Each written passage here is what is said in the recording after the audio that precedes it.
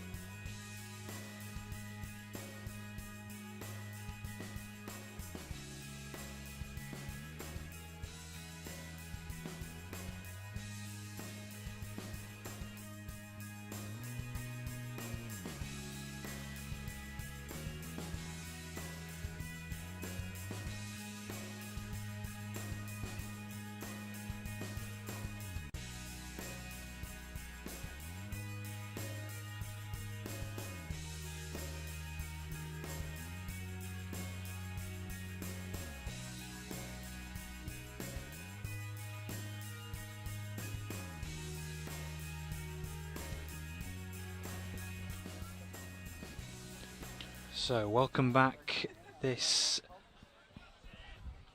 afternoon, Brad. Good afternoon, everyone. Welcome to the final session of the weekend here in Oxford. And this one is going to be a fascinating afternoon with plenty of teams making it into the cup side of the draw. They're in the top half of the overall standings, but we focus on the plate side of the competition first up this afternoon. And it's going to be the Norwich Rebels taking on Peterborough, with Peterborough with the first attack on the Rebels' defence. Well, this should be a really exciting afternoon, Chris. It's lots of teams in the top six. Bristol Jets, the only team in the top six, haven't made the cup competition. And the plate side of the draw should be equally exciting as well. Yeah, so the plate competition is the eventual plate winner finishes 9th on the day. And then the bowl is also happening at the minute, which are the bottom 8. So whatever that is, 17th to 24th, I think. I don't know. My maths is. I'm in the middle of a strong cup of coffee, but the need for that to kick in. Yeah, so I think just to show how competitive the Development National Touch Series is to show that, as you say, Bristol are in the top 6, but they haven't made the top 8 today. And they had their first game. So Peterborough drew with Bristol 3-3 in their first game on field 2 this morning. And they've been really improved over the competition, and went from being in the bottom 5 through to finishing 9th last time out in Banbury. Yeah, they won the plates competition, beating the London Vipers in round 2, and as you quite rightly mentioned, Chris, significantly improved, and have got the first score of the afternoon of Peterborough. They were in action here on field 1 against Oxford, but Oxford ran out comprehensive winners in the end. Let's see what Norwich Rebels can do. This is our first real look at Norwich Rebels, certainly on pitch 1, and our first attack that we'll get them to have a look at. So in the first opening minutes, Peterborough lead by 1-0. So Norwich are a pretty a standard setup in terms of their how they approach this competition. So on the bench at the minute, who's within relative earshot, is Gene McDonald, who was with the England men's 40s as their head coach in Wales last weekend. And so they've got a couple of other really experienced heads in the middle and some less experienced players as well. And that's what the development NTS is all about, is to give those players the opportunity to learn from people around them. And as they go in for the dive, of course, the conditions easing here in Oxford, and the diving conditions are much easier to go for. It's one apiece inside the opening 3 minutes as Norwich Rebels, with their first attack of the game, get their first score. Yeah, it's a disappointing score for Peterborough to concede just there, because Norwich were going nowhere fast. And Peterborough were, seemed to have them under control. But then just with that little bit of an off a slip, and it's just a little bit of a mistake there on defence. Dom Shaw looks to go wide, and Peterborough instantly reply. What a fantastic opening 3.5 minutes this has been of this plate's quarter final. Dare I say it, extra time already? Wow. And we will be here to tell you all the rules and regulations, of course. Yeah, it's a good finish by Vicky Webb there in the on the far left for Peterborough. Getting the ball in the breadbasket, would be a straightforward catch to make, but even at this level, it's a question where you can sometimes have that skill be overlooked. And it's where wingers then become very important, because the next time the ball comes her way, the defence is going to be stretched in the middle, and then it'll open up space for the speedsters and the step merchants in the middle to then capitalise. So at the moment, Gene McDonald just in a central position here for the Rebels, supported by Walkden. He gets it back now and looking to fizz the ball out wide. And can it be one more pass to ping it on? But no, good shutdown from Peterborough, closing down the space. And Peterborough certainly improved on that defensive outlay from the first game we saw in pitch 1. And I know this is only the opening 5 minutes, but Peterborough certainly look like they've got their defensive act together. Yeah, that was all made about, although the ball went to ground wide on the Norwich right is that was made by Dom Shaw standing up Gene McDonald in the middle there. Dom, who I'm sure he won't mind me saying has put on a few pounds since moving to Wales and to the University of Cardiff. And hello to the University of Cardiff, because I know there are people watching today. And Peterborough, well, the turnover of possession, 6th touch, so the Rebels will get an opportunity inside their own half, maybe a chance to try and build a bit of momentum towards the Peterborough goal line, towards this near side to bring on some subs, fresh faces, fresh legs. What are you doing all the way down there? But the pressure instantly from Peterborough, just closing that gap, really good, although a bit good yardage made up through the centre for the Rebels. Getting it back now with Lewis Disbury. Disbury's linking up really well. He gets it back now, tries to finger it to the far side, and just that final pass. And the Rebels, after a relatively slow start, feeling like they're growing into this game now, Chris. Yeah, getting a bit of momentum there. I think we're just right behind the Rebels sub box, and what was quite interesting, and again, it's not uncommon at this stage, at this level, when you've got sub boxes on either side of the field, because a lot of social tournaments have 2 pitches on a single rugby pitch, so your sub boxes are on the same side. What that then means at this level is that you don't, as we see Peterborough really putting the pedal to the metal. This is a fantastic break from them. Certainly is. Hamish Wayne going through, needs to find the support, finds the support. And we get the confirmation from the referee, and Peterborough have restored their lead. That was a brilliant line-breaking, bursting run from Hamish Wayne, the 24 for Peterborough. It's what we've seen, we saw it, very first thing this morning we were talking about how Cheltenham were attacking Warwick and how Ollie Sills and people like that were picking the ball up and attacking the defender as they're retreating. That's exactly what Hamish Wayne did then, and that's textbook. That's a great bit of execution of core skill with the scoop, and then just accelerating towards the player who can't make the touch, having the pace to go past them, and then again, good finish by Vicky Webb, just making herself available. So just to go back to what we're talking about before about the sub box, is that when the sub box is on, when you've got one on either side, is there 20 metres. So what you can sometimes have is that the players will all come off and on the 10-metre line. They'll try to get off and on. And what we saw from here is that Gene McDonald had gone past the halfway line before he came off. And it's one of those things that's underutilised. CSSC London Eagles were one where a couple of years ago started to notice really how well they were driving through the sub box to get their players on. Because then it's all about momentum. Because it's not just about pace coming from the breakdown or from the scoop. It's all about momentum. So you see, Dom Shaw's, he was completely isolated, and Peterborough have just lost their momentum. Yeah, and having to really put on the afterburners, almost arcing the run out to this near side, although being chased all the way by James Stewart.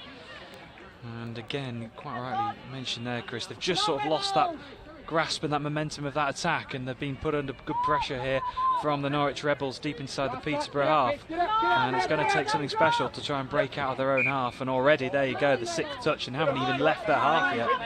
Yeah, that was really disappointing from Peterborough, because that wasn't anything that Warwick really did. Sorry, Norwich really did. It was all down to Peterborough just fluffing the lines on the subbing moves. Dom Shaw getting isolated, and that's one of those things that can happen. But then it was almost like he was trying to increase his step count or his GPS monitor if he was wearing one, the way he came across the pitch, when really he should have just straightened things up. Not made sure he had his support behind him, and then looked to get going again. So here is McDonald now. McDonald trying to break through, number 0 on the back of his shirt. Has he just managed to weave his way through? No, not this time. At the touch from Dom Shaw just on the line, and it's going to be a turnover. And Peterborough looking to try and get a bit more momentum and a better attacking opportunity this time around. But the Norwich Rebels certainly really closing them down early. And here come the subs, having to wrap round and gather this onto this Peterborough attack up towards halfway. Again, the Rebels really putting the pressure on. Really good burst from Wayne, but this time he couldn't break through, Chris. Yeah, it was a really good running line there from Wayne. He hit the short line, but Rebels' defence had really scrambled well to get back onto the onside on that. Peterborough just need to go back to what they were really good at in the opening couple of minutes of this game. They just need to work hard. It's all the basics, isn't it? They need to work hard, keep it simple with ball in hand, and really make sure that they are busting a gut to get up to halfway for their subbing moves, to get people on. Because that last 2-3 minutes was all about Peterborough's loss of their own momentum. It wasn't it wasn't about Rebels putting massive amounts of pressure on them. Peterborough were bringing it upon themselves. From Rebels' perspective, they've got themselves into some good positions. They just need to be a little bit more clinical and to maybe look to pull. So when they had their set of 6 that started just inside Peterborough's half, you'd have been looking to get onto the 7 or around the 7 in the first couple of touches, and then look to pull Peterborough left or right. That's what they need to do a bit more of. It's just that little bit of manipulation of Peterborough, and then to capitalise on spaces and overlaps. So at the break here in our first game of the afternoon in this plate quarter-final, Rebels have control in this one. Myself and Chris, we're back in a moment's time.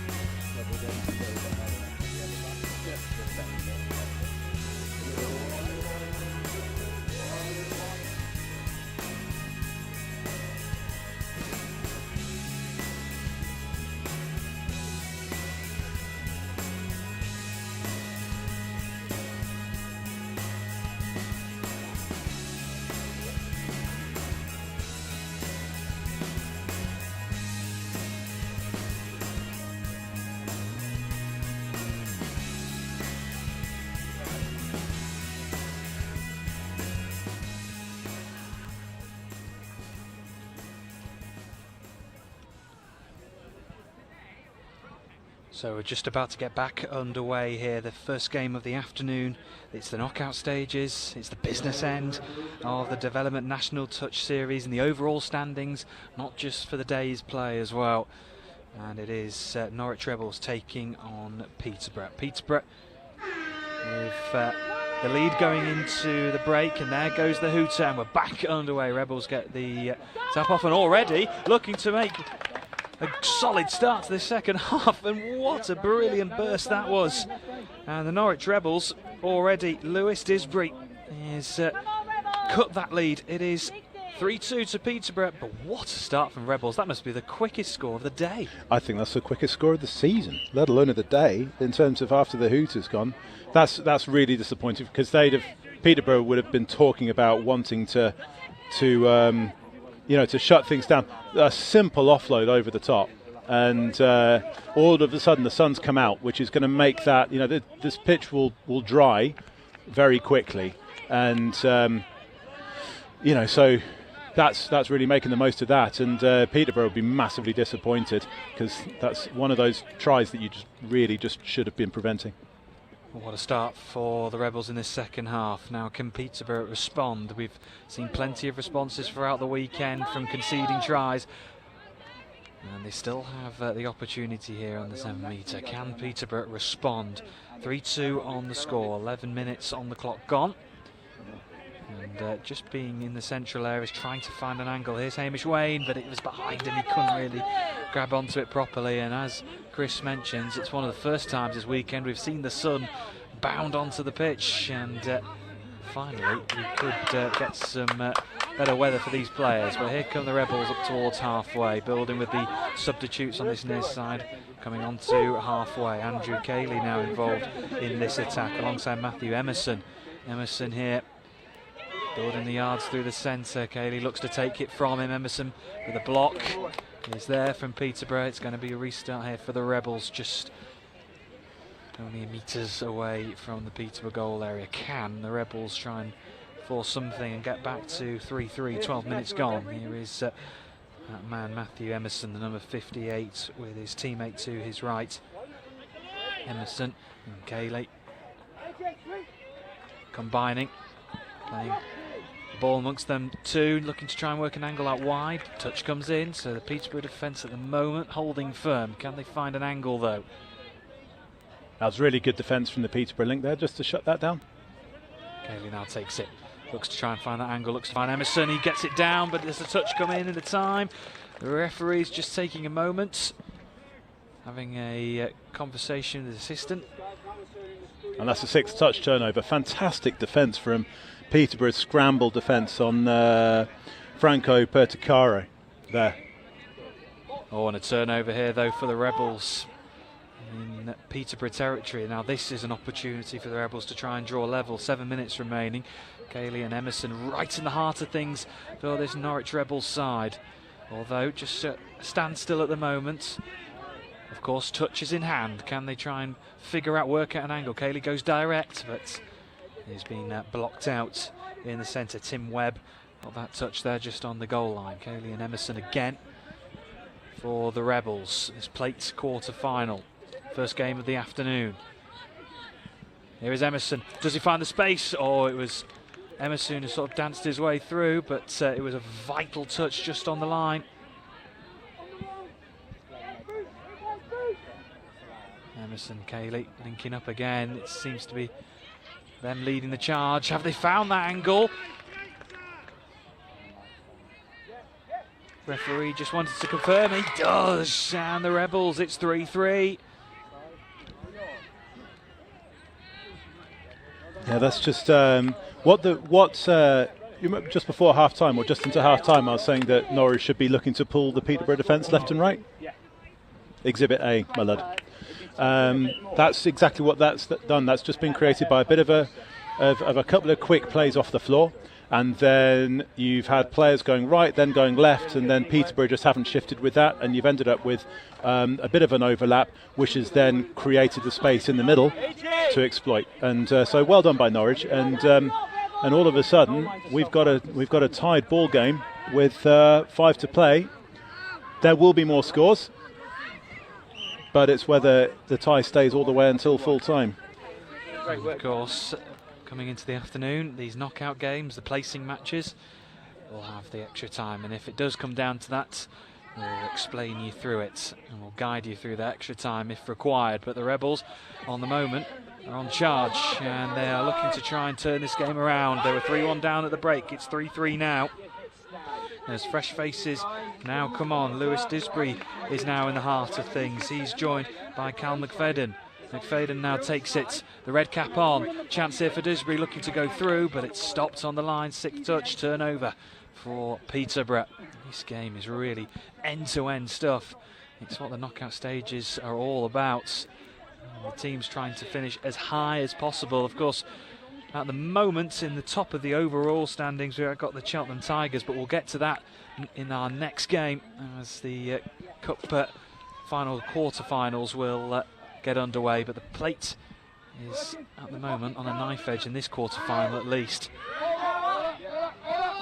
Here is Wayne. Wayne was produced a brilliant bit of skill and pace to set up a try in the first, but at the moment, the Norwich Rebels just seem to have gained the momentum and turned the game in their favour at the moment, Chris. Yeah, they have. I think Peterborough, where Norwich have gained structure and Peterborough have lost it during that half-time break, and which is a real shame from Peterborough's perspective. They've got a couple of England age group experience, but all of a sudden Norwich have now got that's one where that's good shutting in from Vicky Webb from the wing to really put pressure on the link there. But if that pass then, for what that then would have done is if the pass then had been a little bit stronger and gone to the wing instead, then Norwich would have been in front. Because, and as it turns out, they've got a fresh set of 6. But Norwich are creating these overlaps seemingly at will now. They're not doing anything complicated with it. but Peterborough need to just play a bit of heads up in defence and drift, and to communicate in defence in terms of who's got who.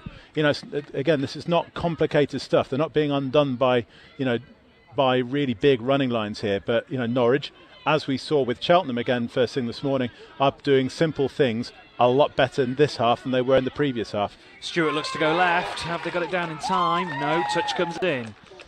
Again, Vicky Webb's done a great job indeed there. But that was what then could have happened on the last one, is that she's then had to stay out. But again, they've had a 4-on-3 overlap. They've created, at some point, this is going to give. And with 2.5 minutes remaining, the teams can't be separated. Up to Arkewell, trying to find a gap towards halfway. He somehow finds his way, but Emerson's there to stop him in that touch. Oh, turnover on halfway now. That could be potentially a crucial turn. Can the Rebels capitalise? Tim Webb was looking for a heavy touch on that, but really, I think what we saw from Tim there was a bit what we saw from Dom Shaw in the first half, and where it was just coming along and trying to run that arcing line all the way around to find space around the opposite link, having come on the field. And Norwich just aren't giving that, and all of a sudden they've now got, again, this is a 4-on-2 this time. Oh, and going for the line, the touch line, the technical side like it, and the officials like it, and the Rebels, well, what a second half this has been, from 3-1 down to 4-3 up. We saw a brilliant comeback in the plate final of the NTS last night, with London Scorpions coming from 5-3 down to win 6-5, and this has just been much of the same. The Rebels absolutely superb in this second. Can Peterborough respond? We've often seen it at times when a team looks down and out and everything's just not seem to be clicking. They just find something from somewhere, and can the Peterborough side find that something? Just on the 7-metre line. Let's see if Peterborough can create something here. Here's Hamish Wayne. Wayne leaves it to Dom Shaw. Shaw just driving and forcing to the line. Looks to go wide. It's got too much on the pass, and he's frustrated with that one, Dom Shaw. And that stops that attack from happening. And with just under a minute to go, the Rebels are on course here, Chris. I think if we were going to give an MVP for the for a game on its own, or a champagne moment, it's those 3 minutes at half-time. Because whatever was said in the Norwich sub-box, and I suspect it was, and I might have a chat with Gene McDonald afterwards, but whatever was said in that sub-box, as I say, I suspect it was, guys, what are we doing? Basic structures, shut them down in defence, which they haven't really had to do, because Peterborough have been the authors of their own misfortune in that regard. But what they've done is they have kept it simple, and then they've looked to drag, create the overlap, and they've been outstanding in the second half as far as creating overlaps concerned. Helped because Peterborough's defence just hasn't been drifting and reading the plays. So what a fantastic comeback this has been from Norwich. Certainly is. Need to get the touch here now, the Rebels, and they've got that touch, and that is the result for the Norwich Rebels. What a turnaround in this second half, and it is the Norwich Rebels who advance into the plate semi-final. Well, Peterborough, well, we talked about what they said in the Norwich camp. I mean, this will be an interesting debrief to listen to from the Peterborough side, for sure. Yeah, it will be. I think in this situation, there's the players who made a big difference. There were a couple of players who really made a big difference to them last time out, and they're not here this week, who were some of the younger players, younger England international players, who'd won with at Junior Touch Championships, and they had that high performance experience, and they've really missed them in that game, because I think what happened in the second half was that as soon as it kind of the tone was set from the first try, with that little offload over the top from Cal McFadden, where he just goes in, and all of a sudden Peterborough had two players making the touch, and then they had that overlap, and the ball was just it was just playing a little bit of heads up. Ball goes over the top and try. And then all of a sudden, Norwich's heads are up, Peterborough's have slumped a little bit, and then after that it was just one-way traffic, and Peterborough just were too up and down in defence and not going left and right to defend. And ironically, in attack, they then became too left and right and not enough straight trucking. And that, at the end of the day, ended up being the difference, and it meant that Norwich were able to exploit on both sides of that, and we'll see them in a half hour or so in the next game, and whoever they're playing, they're going to be a threat in this plate competition. Absolutely. So we now move on to the cup side of the draw. The cup quarter-finals getting underway in about 10 minutes time, and we'll have the Cheltenham Tigers taking on Yorkshire Thorns here on field number 1. Don't go anywhere, we'll be back in 10 minutes.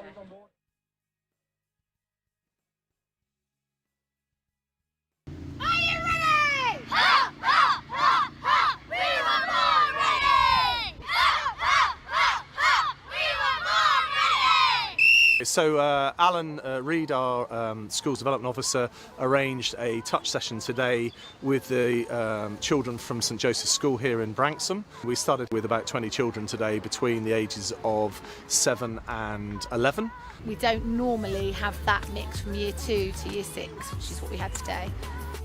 Essentially, we explained to them a little bit about the difference between touch and tag rugby that they've been playing. We organised a warm-up, got them working together as a team, did some ball skills with them, and then we progressively took them into kind of a little touch game. I thought the session was really good. I thought it was great for the children. They were all on task, they were all engaged. Everybody had an opportunity to play. They learnt the new rules, and it was a challenge for some of them, but I really liked that because then they had to really stop, think about what they were doing, why they were doing it, and how they were going to be successful. Once we get them sort of catching and passing, the skills that they've learned from netball or football or any other sports, they're transferable. So they soon pick it up, and they're all playing games in the playground, catching and passing and running, and playing it and things like that. So we sort of build off of those skills and then introduce touch skills as we go along. And generally over about an hour, they pick it up. And we probably end up with a game of touch netball, which is kind of a hybrid, which most of us have all played at some level. And the girls and boys, end up playing that and enjoying it.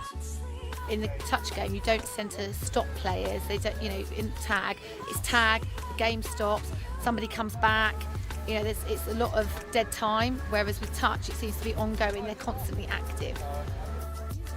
You've got to get players in at grassroots level, and if we can get them before they are teenagers, where they've already chosen karate or badminton or whatever it might be, if we can introduce touch earlier, I think that's a great way to raise awareness, get them engaged in a sport that's all-inclusive. And actually the one difference that we've got with a lot of sports is obviously boys and girls playing together, and they don't necessarily have to stop playing together when they become teenagers, which I think they have to when it's rugby and perhaps other sports.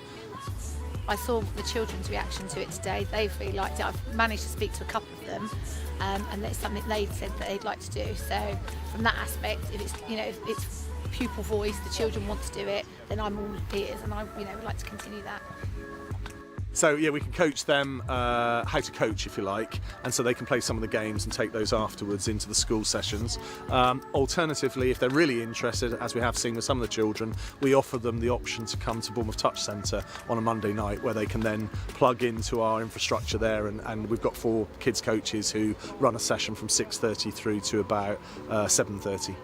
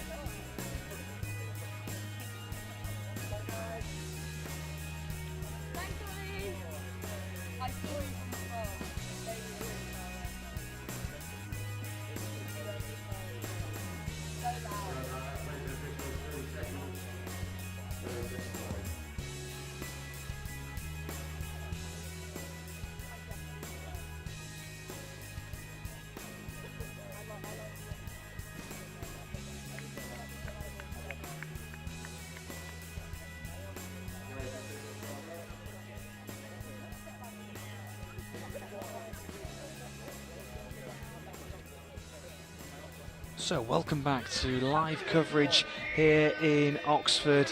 It's the business end of the England Touch Development National Touch Series, and we are into the Cup quarter-finals, and we have Cheltenham Tigers taking on Yorkshire Thorns. Cheltenham in red with Yorkshire in the blue and white, and it's Yorkshire who will get the first attempt to try and attack this Cheltenham Tigers line. Cheltenham top of the overall standings, and I'm sure they'd love to try and reach the Cup final. They reached it in round one. They fortunately didn't reach the Cup final in round two, but here in Oxford they'd like to try and reach it once again. You're joined by myself, Bradley Hope, and I'm delighted to say joined by Oxford and referee Renee Watson with me. Renee, how are you? Hi, yeah, good. Looking forward to a great game of touch. it should be a fascinating one, this one, with the Cheltenham Tigers top of the overall standings. I know, Renee, you were telling me off air that you refereed their first game and you were impressed by them. Yeah, they're a slick outfit. They know what they're doing. They've got a good mixture of experience, youth and speed, so I'm expecting to see pretty good things from that here.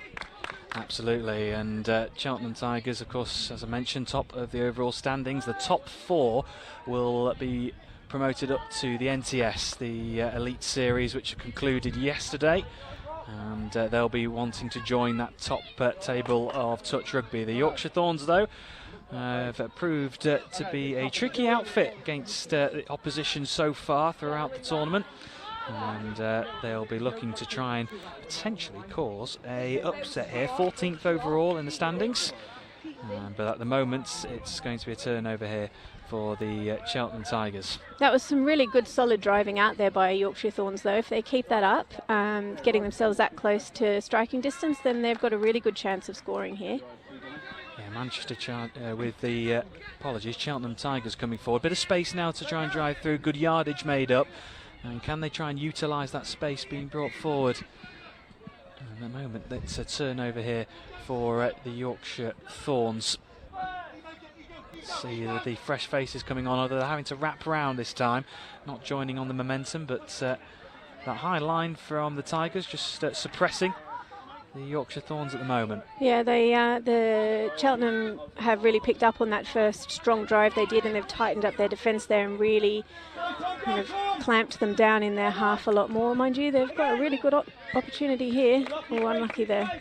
Yeah, it was Georgia Blessed who just got touched on the line, although good work from Tom Hall, and the conditions have slightly eased here. The sun briefly came out, I think for the first time this weekend, about 5 minutes ago, although cloud cover's back in play, although it's been a weekend, Renee, where it's just been a battle against the elements really at times. Yeah, it's fascinating. It's like playing touch in 4 seasons in one weekend. You know, you don't know when you go out on the pitch there. I think the players have got to adapt really quickly to whatever the conditions are putting in front of you, as well as the team that they've got to play against, so it adds an extra dynamic there. Ollie Sills was a key player in the first game here on pitch number 1 in their win in their opening game of the day, and he's in the thick of the action again, although this time it's Yorkshire Thorns who are coming forward. Really good drive down this near side touchline by Jonathan Clark, and the subs can come on now.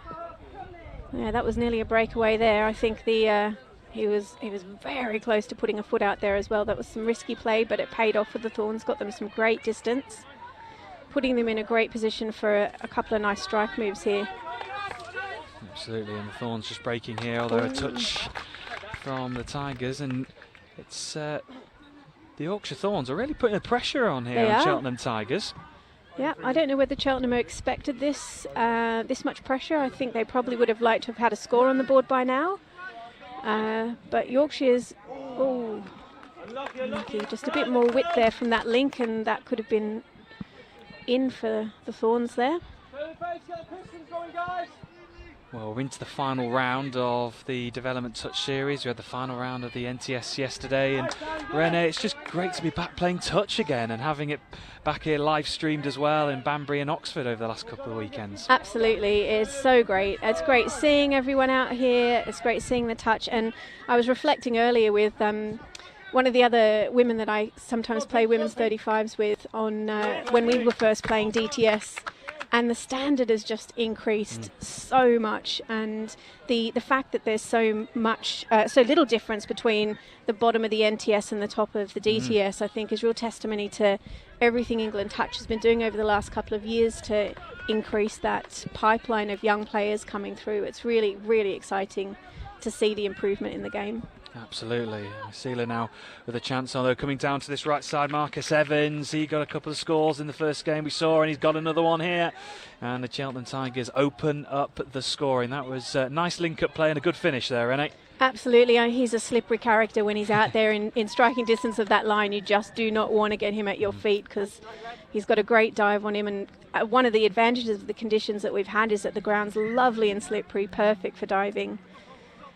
It certainly is, and although the rain has stopped, the surface is still a little bit greasy, but it could also get a bit boggy as well. We've seen it in certain areas of pitch 1 here, as the Yorkshire Thorns are looking to try and respond straight away, but that final pass just evading the winger on this near side for the Yorkshire Thorns, but it was good build-up, and they've been impressive so far, the Yorkshire Thorns. Just that final bit of play, that final pass that's just letting them down at the moment. Yeah, I think there's a lot of this is going to come down to how composed they can stay, the Thorns. They've got some really solid foundation to build off. Ooh, that was close, that was there. I thought Ollie might have got his own foot in the ruck there, but the referee's got the perfect position to call that one, so... There is Ollie Sills, and he's teaming up, and Sills gets it back on the halfway line, hands it off to his left. Sills gets it back again, and they keep coming forward, looking to try and drive forward here with Oliver Martin as well in the thick of things. Ollie Sills just slows everything down, of course, in this position when he's just trying to work an opening.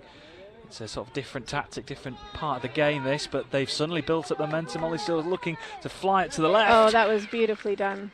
Unless that was a forward pass. Hard to see from this, hard to see from this vantage point, but again, that sideline ref perfectly positioned there to make that call.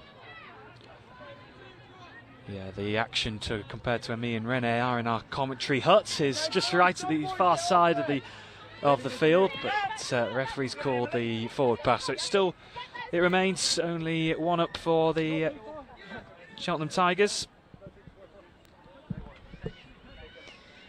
Yeah, and as I say, I really think for Thorns this is just going to be about them keeping on going, keeping the composure in their game. They had a bit of a fumble there, a bit of an error. I think they numbered up incorrectly there and the half got caught. But they're driving, staying solid, so they're giving themselves attacking opportunities. They've just got to stay composed. Yeah, Ian Spencer now is onto the field as well. He's joined by Rhys Jones. Jones now has it again. Jinking one way, then the next. Spencer tries to find an angle through the centre, but he can't get through that Yorkshire wall at the moment. Shame there, because he had the 2 girls on one winger out there, a bit of an overlap on the wing. So if he had have been able to get the ball away there, I reckon they probably would have been in. But it's all the beauty of hindsight and watching from the sideline, isn't it? You know, it's hard to... Absolutely, it all looks very simple from our position here in the commentary box, but I know it's a frighteningly quick game, his touch, and the split-second decisions these players have to make. And the Yorkshire Thorns now working it and fading out to this near side to try and bring on the subs. And with a bit of momentum maybe to try and create an opening, Spencer gets the touch. Yeah, it's interesting. I keep thinking on touch 2 here, they're getting a bit stuck and a bit slow, but then they've got these, you know, the quick young lads that are running, sweeping around, and actually they're keeping that drive alive for them. If they could tighten up this second touchdown here, then they'd be really on fire at their drive. Yeah, they keep on going and they keep on trying to ask questions of this Cheltenham Tigers defence, but at the moment it remains that the Cheltenham Tigers are 1 up at the moment on the halfway line. Really good Helen. break. That was a brilliant burst.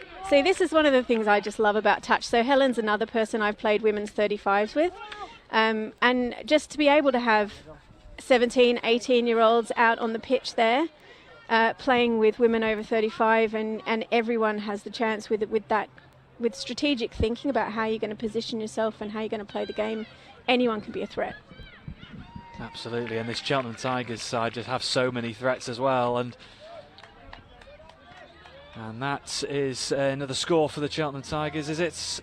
No, not this time. No, I think he must have just got touched on the way through there. That was a really close one.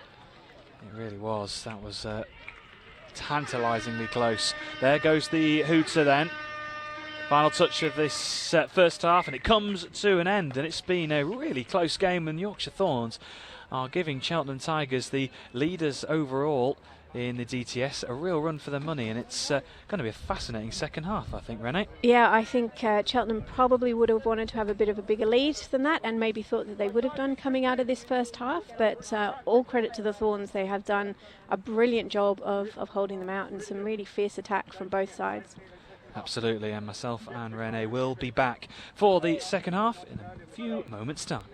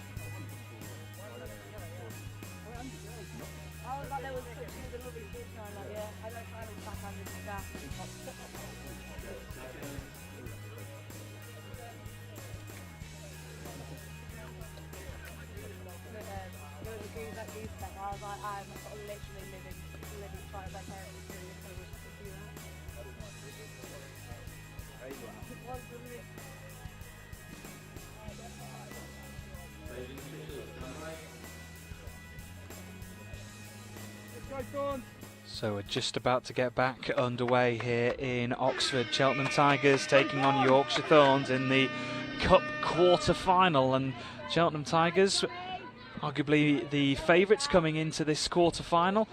They are leading, but only by one, and Yorkshire Thorns have really made it difficult for Marcus Evans, though. He's going to try and double that advantage. Not quite this time. And oh, jeez, that was a very close one. Certainly was, wasn't it? Just on the line. Some of the last gasp touches in touch rugby really are on the line. Really nice footwork, trying to dive for the line. Have they got it this time? The Tigers again. Yeah, he's given that one. He has this time, and that is probably the start that Cheltenham Tigers would have absolutely loved, and they find themselves 2 up, and in a first half that was tight and tense, that second score could be crucial for the Tigers here, Renee. Yeah, I think that gets them off to exactly the start they would have wanted. It was a really beautiful example of keeping that ball alive there, recycling it, making sure that they keep the intensity of their attack up, and I think that's one of the things I've seen Cheltenham do really well. Their intensity in that 7-metre zone is just, frightening if you're the defence. Yorkshire Thorns will want to try and respond quickly and give themselves time to try and get back into this quarter-final. Have they found an option here with Georgia Blessed? No, 5th touch, and it was good high-intensity touch rugby though from Yorkshire Thorns, but just this defence from Cheltenham Tigers, so stubborn and solid, aren't they, Renee, at the moment? Yeah, and Georgia's a very experienced player herself, so it takes somebody, I think, of that calibre to be able to get that close to scoring against a team like Cheltenham, and just a whisker off there, I reckon, getting that one down. And that would have been a real game changer potentially in this one if the Yorkshire Thorns could get the next score. Although maybe an opportunity here for the Thorns. A mistake here from the Tigers. There comes the touch. There's still an opportunity for the Thorns. That's touch 0 there. So as long as this is, they really need to take a breath here and make sure that they don't drop it. They use their 6 touches and...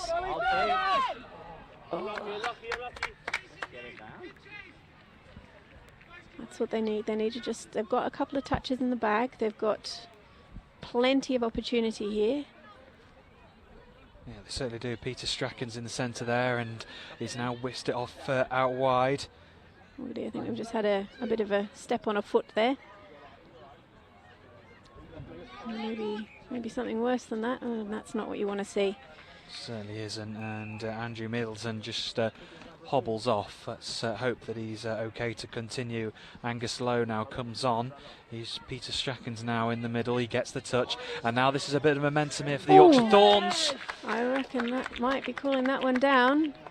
Yeah. And they have, and that is a crucial score. We mentioned only minutes ago that the next score could be a real game changer, and it's 2-1 now on the score, and it's one of those ones, if the Tigers had got it, they'd have been 3 up and been out of sight nearly, but Yorkshire Thorns getting that score, Renee, just changes the complexion of the game.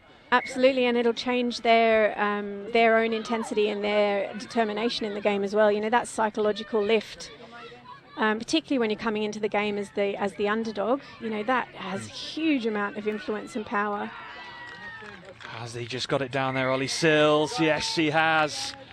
He really is an experienced campaigner, and just as when Yorkshire Thorns thought they had a route back into this game, they find themselves 3-1 down, and it's just the story of how touch rugby goes, I guess, Renee. 1 minute you feel that you've got the momentum, you're back in it, and then a second later, it's back to square one again. Yeah, it can turn on a dime, really, can't it? At any minute, you just don't know what's going to happen. It can be unpredictable like that, especially, I think, in these conditions. Where it could be raining, could be snowing, you never know. Yes, I think the only weather condition we haven't had so far is snow. Yeah. And I wouldn't bet against that even happening, to be brutally honest, the conditions we've had here in Oxford. But can the Yorkshire Thorns respond again? They've shown they can do it. let's see if they can do it again. Here's Georgia Blessed, and she just hands the ball over to Peter Strachan. Looking to go in the middle again. Blessed leads it off to Strachan. Can they find an angle in the centre? Quick passing, sharp passing. Have they found it? No, not quite. Sixth touch, but it's been impressive touch rugby from Yorkshire Thorns, just coming up against a really high quality opponent. Yeah, absolutely. And I mean, seeing Georgia in there, you can see her pointing. She's the playmaker in that situation. She's very capable of telling the quick boys where to go, what lines to run. And if they keep that up, I reckon Thorns are in for getting another try at some point. Here come the Tigers then, on course as it stands for a semi-final place in the Cup. But they've still got 5 minutes to get through before they can safely find passage through to the semi-finals. But at the moment, Yorkshire Thorns are proving stubborn in defence at times. They just need to see if they can convert up at the other end. Yeah, and I mean, real kudos to them. Their defence has been great. To get Cheltenham, a side like Cheltenham, not even getting to their 7 in their attacking set is a real testimony to the ferocity of their defence here. They've really been committed to great defence. Jonathan Clark and Hennigan linking up. Looking to go through the centre again. Here is Hennigan. He arcs his run, trying to find some space. Can he find it out wide? Oh, shame there. It was Alison Munro, just couldn't latch onto it. But again, it's another really good move, and they are providing and creating opportunities. But in these short games, Renee, which of course, it's half the time compared to the games that we've had previous years, those opportunities need to be taken.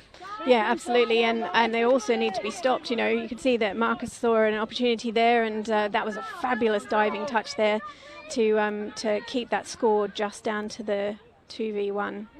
Will we 3v1 now? Cheltenham Tigers lead 3-1 at the moment. Can the Yorkshire Thorns get the next score that could just set this game up nicely for the final few minutes? Can't glaze the ball off up to halfway. They should be looking to get fresh legs here. Yeah, they've done a really good job. A slightly scrappy interchange there, but they've got their new players on. And again, in a really great position. Unfortunately, they've made a little error there. It's a real shame. They're in a great position for a couple of strike moves there. And the Cheltenham Tigers will be using all their experience certainly from the last 2 rounds and today to just see this over the line. And they come marauding up the middle. Yeah, Yorkshire Thorns. Jonathan Clark has to try and stop him, and here comes Spencer looking to try and lay ball off to the left. And you feel now that if the Cheltenham Tigers were to get a 4th score, that would wrap up the match. Yeah, I think that'd be very hard to come back. I mean, the Thorns have really dug deep and played very hard, but that against this Cheltenham side, who have also defended incredibly well, I think that might be an ask too far. Georgia Bless just lays the ball off and leaves the field. Strachan's on now. He is joined by Angus Lowe, who's in the middle. Lowe now picks it up and looks to try and push forward to Clark. Clark tries to lay one off up to his right, and again, it's solid defence from the Cheltenham Tigers. Every time you feel that the Yorkshire Thorns have got a head of steam and got an opportunity, there just seems to be someone there from the Tigers to stop it, although this is an opportunity and a rare mistake deep inside their own half here. Yeah, they certainly haven't made many of those across the whole tournament certainly not that I've seen. And that's a tricky one there. That you don't want to get caught pulling out of the touch when you're that close to the line and give away another 6. Jonathan Clark looking to go for the line, not this time. Angus Lowe is there to support. Lowe, options to his left, goes to Clark. Centrally, it's all a bit of a standstill at the moment, just waiting for that opportunity. Strachan looking to go and Clark onto that wing. Oh, very nicely done. Yes, they have. It's a brilliant score for the Yorkshire Thorns, and with 90 seconds remaining, there's only 1 score separating the 2 teams. Will we get our first game going to extra time? And it's interesting, touch is the kind of game where 90 seconds counts. It really counts. You could score once, if not twice, within 90 seconds. So Cheltenham need to play really smart here and make sure that they don't give away any silly turnover ball. Going forward here, the Tigers, maybe an opportunity to try and finish this off. How's that touch just come in before the line? Yeah, that's a very good touch there by that wing. Positioned herself absolutely beautifully to cut that diving score down. He's just kept the Yorkshire Thorns side in it. Here's Ollie Sills. He goes to his right. One more pass to the wing. This could be finished off. It will be finished off. And Very the nicely Cheltenham done. Tigers have all but secured the victory and a path into the semi-final. And that was nicely and well expertly done there. Yeah, that was very beautifully done. A classic textbook touch rugby try with a nice long ball out to the wing. You know, it's the sort of thing where in mixed touch, when you're a winger and a female winger, you practice catching those long balls, and they can become a really critical game-changing part of the match. So Yorkshire Thorns with the final attack here. Can they break way through? No, they can't. And that is that here in the plates in the Cup quarter-final, I should say, as Cheltenham Tigers safely advanced through to the semi-finals, although Yorkshire Thorns gave them a really good game and went all the way down to the wire, and Cheltenham Tigers needed that fourth score just to confirm it at the end. It was impressive from the Yorkshire Thorns, but Cheltenham Tigers' experience from the last couple of rounds have got them through to the semi-finals. Yeah, I think the Thorns should go away feeling very proud of that performance. I think they fought really hard. Very impressive game, both in their defence and in their attack. And a really great game of touch to watch. Absolutely, as we now move our attention back to the plate side of the competition, the plates semi-finals, we're going to have Bristol Jets taking on the Norwich Rebels. That'll be coming up next.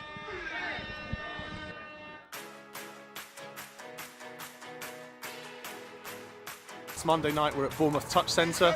We have 2 sessions in play this evening. We've got our Children's ETA Touch Academy for 7 to 12-year-olds playing behind me.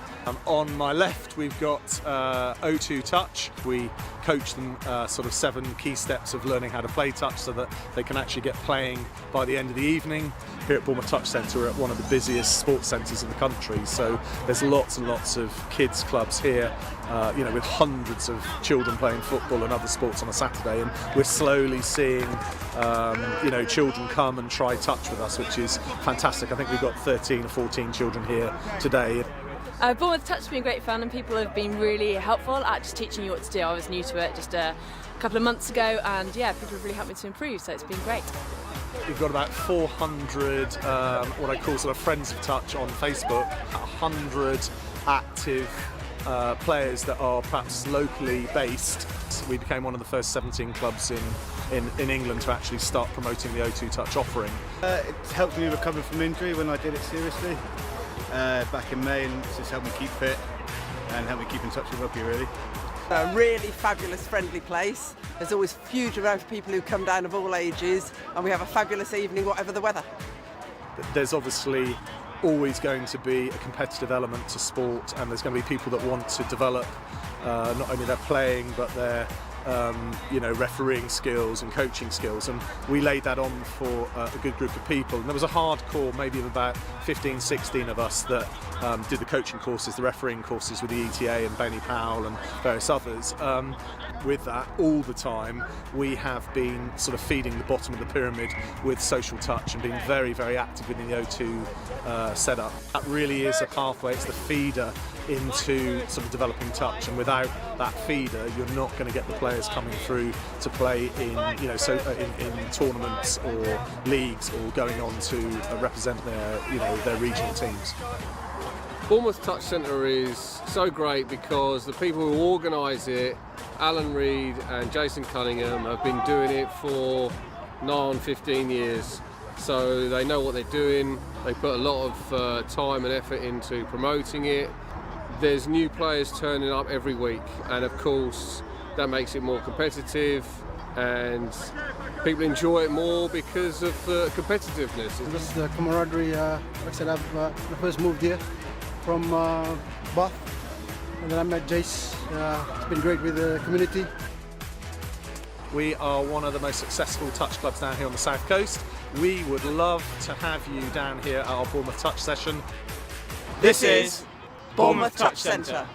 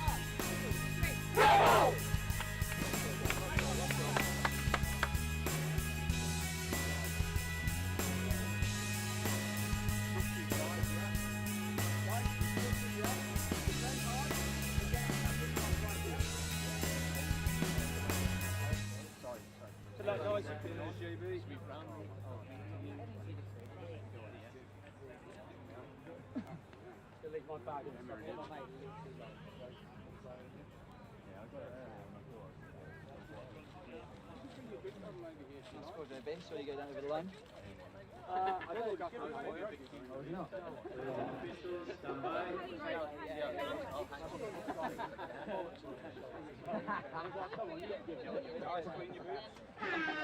So welcome back to live coverage here in Oxford.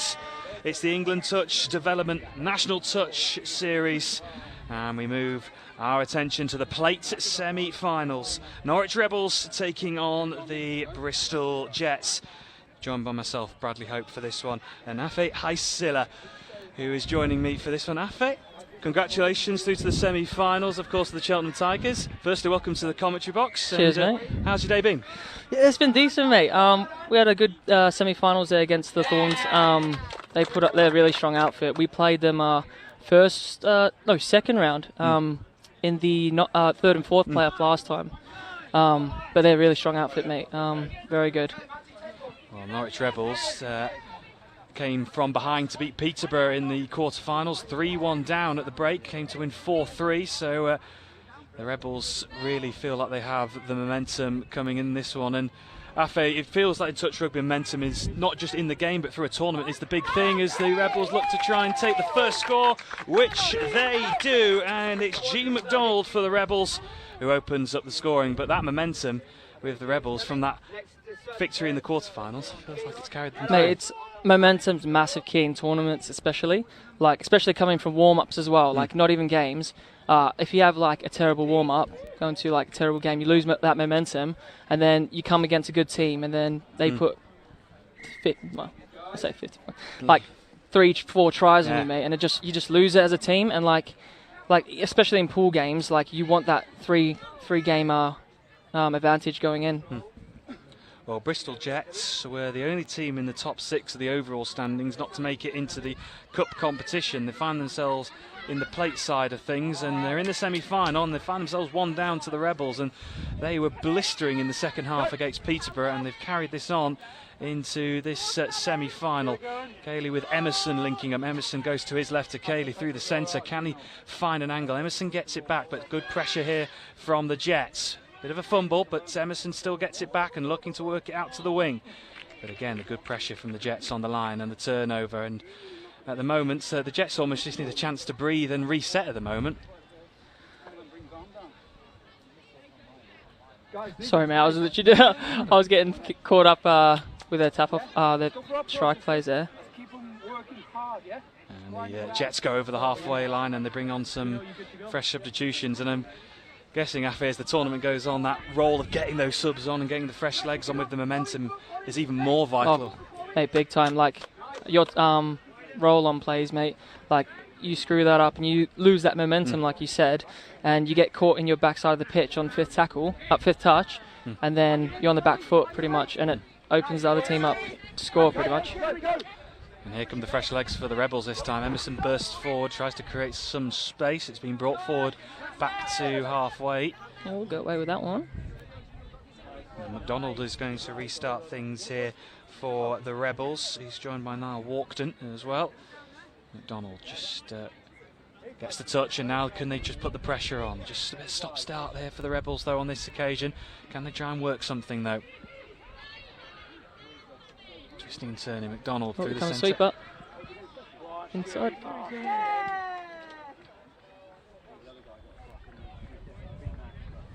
Touch comes in just before the line. That number 13's got a bit of pace on him, hasn't he? Certainly has. James Stewart for the Rebels. He just knows how to turn it on in the final parts of the field, and let's see if he can do it again. Oh, Switch fire out. left. Winger on the outside, dive. Oh, lovely. That's just touch, mate. That's just That was touch. brilliant, wasn't it? Slick, fast-thinking passing from the Rebels, and when everything clicks in touch rugby, it's just a sweet sport to watch.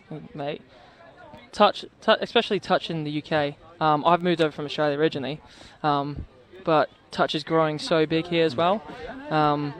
Like you see more and more people trying the sport every year, especially with all the COVID situation. A lot of Union League players not being able to play that contact in the season, come in and try and touch for the first time. So that's the best thing to see, isn't it, mate? Absolutely, yeah. And the development series has been absolutely superb as the Jets are trying to respond. And there's been a lot of talk in the development series how they've really closed the gap with the elite teams in the NTS, and the difference it is closing all the time. And you also had Cheltenham Tigers, at the top of the standings, looking to really get yourselves up to the NTS. Yeah, massively, mate. I'm pretty sure half these teams in the DNTS can more than hold their own up in that level, and that's what you love to see, mate. That competitiveness like coming through, like teams like the Rebels and stuff.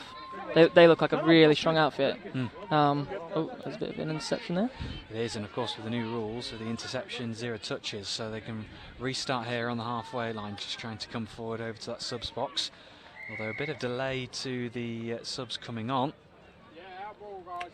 And there's going to be a turnover here, and this time it's going to be for the Rebels. So at the moment, the Rebels in control, and these games just seem to fly by at the moment. 5 minutes gone in this first half, and it's been a change this year to the setup with these 20-minute games. As a player, does it just feel like it just almost passes by in a second? To be honest, I probably prefer the 20-minute games, mate. Yeah, you're blowing after 10 minutes, so like that extra 20-minute half is absolute killer. I think we played one about a month ago because we've been playing the DNTS, obviously 10-minute halves, and we played the 20-minute, mate, and I was absolutely blowing out my hoop. But yeah, it definitely makes a difference. It's a lot faster, and it's got to force you to play something. Whereas obviously the 20-minute halves, you wait, you settle, you get them, you pull them out to that 7. Whereas you've only got 10 minutes to do that, and you might only get like 4 attacking sets in a game, in a half. Sorry. And of course, the chances need to be taken. Can the Jets get this chance away? Oh, tried a little quickie play there. I think it was a 6. Yeah, it was 6, yeah, so turnover here for the Rebels. And as you mentioned there, Af, it's with these shorter games, you just feel like you've got to take every opportunity that comes your way, don't you? Yeah, 100%, mate. Like, and it's frustrating as a player because obviously you see those opportunities come, but then you also need to stay patient. It's funny because I just contradicted what I said. Like, you got to play fast. And this could be a brilliant try here for the Rebels. Lovely. What 27. a take that was. 27 for the Rebels. It was Andrew Jackson. Although it's, is it going to the confirmation? Yeah, it does come in. Andrew Jackson with a really good take and finish. And it was a lovely ball. I wasn't sure what number that was, but it was a lovely ball. I bet the difference though here compared to in Australia is the weather and the conditions, obviously almost changing during the game, never mind from match to match with the rain and the wind. Yeah, mate. Well, to be honest, like, it's actually quite nice because like obviously Aussie touch is probably one of the quickest touch in the world, but it is quite nice playing in wet weather. Funny enough, like, I know a lot of people aren't fans of the wet weather, but you don't come away with like grazed knees from diving and stuff, so usually playing on concrete in Australia, mate. Well, it's certainly not concrete out here. It's a wet and a bit boggy surface here with the rain and the wind that they've had. Unfortunately, the Jets just couldn't get through on that occasion. The Rebels are really keeping out the Jets at the moment. The referee's just brought it back here once again. Cal McFadden just tried to break away, but has been brought back by the referee. Here comes Short on again. Let's keep an eye on him in the cap there. Looks like he's got a bit of wheels on him, mate. Yeah, It looks like he can really break away, and he has it now. McFadden over on the halfway line trying to break through. Good momentum being built here, but just being stopped, and it's a bit of confusion here with the subs coming on. There's the subs. What's a penalty? Touch and pass was a call from the ref there. Yeah, just a bit of confusion there with the subs coming on as well for the Norwich Rebels, and it's such an important part of the game, just getting that flow and momentum with the subs, and with that arc, almost having to arc your run on with the subs, and it's almost working with players off the field as well as on at times. Jets looking to try and reduce the deficit. Is it half? Oh, I think she's just gone a bit over there. I think she has. It was a tough take. It was a very tough take, to be fair. Good hands from her though, to be fair. It was, yeah, overhead height. And, don't worry, I've thrown a few of those those ones over the heads of the wingers today, but we won't talk about that. Good thing it wasn't on the screen. No, we'll forget about those for this one, don't worry. As the Rebels look to try and again build from the back with only seconds remaining of this first half. We'll be hearing that hooter blast around Oxford Rugby Club here. They'll play something here, they're going to play it. Yep, they're going to let it play. No. When you're running. Rebels just going to take the touch there. And there is half time then between Norwich Rebels and the Bristol Jets, and it is the Norwich Rebels who lead 3-0 over the Bristol Jets. And the Rebels, since that second half in the quarter-finals where they came from behind to beat Peterborough, that momentum they've gained has been brilliant, and I think the Rebels have been thoroughly deserved for their 3-0 lead at the break. And myself and Af will come back for the second half in a few moments' time.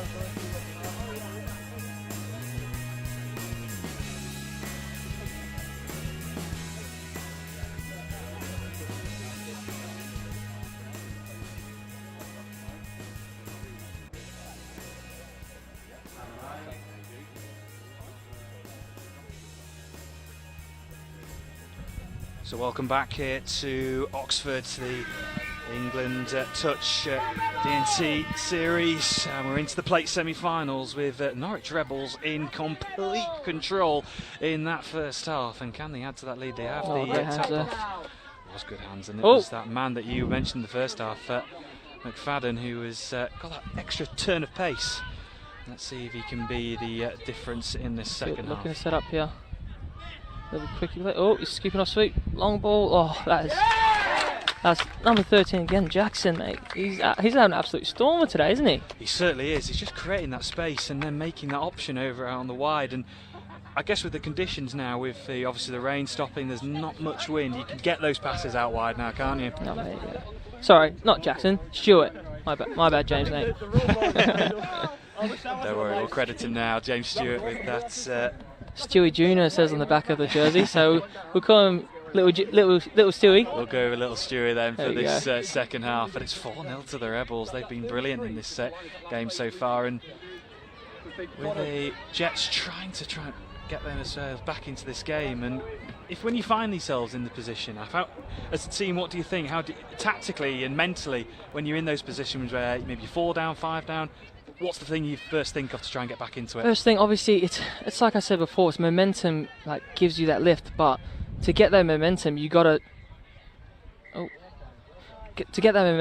like slow it down, get everyone set, everyone knows what they're doing. Next job, once you get that score, mate, that's when the momentum shifts, and you just good D set from there, and then driving up the pitch, and it's happening every time. That's what you're seeing the Rebels doing at the moment. They're just absolutely getting like the lovely positions. Look at their sub on. Everyone knows what they're doing. Yeah, that communication on and off the pitch is proving crucial here for the Rebels, with McDonald trying to break over halfway, but turnover. And the Bristol Jets, well, with 8 minutes to go in this second, they're going to need something quick if they want to try and turn this game around, with a place in the plate final at stake. Well, their subs haven't come on yet, and they're about to play. Here we go. They're fine. So they're just probably looking to slow it down here, make sure everyone's on the right page. When they get to the 7, they'll start to strike from there.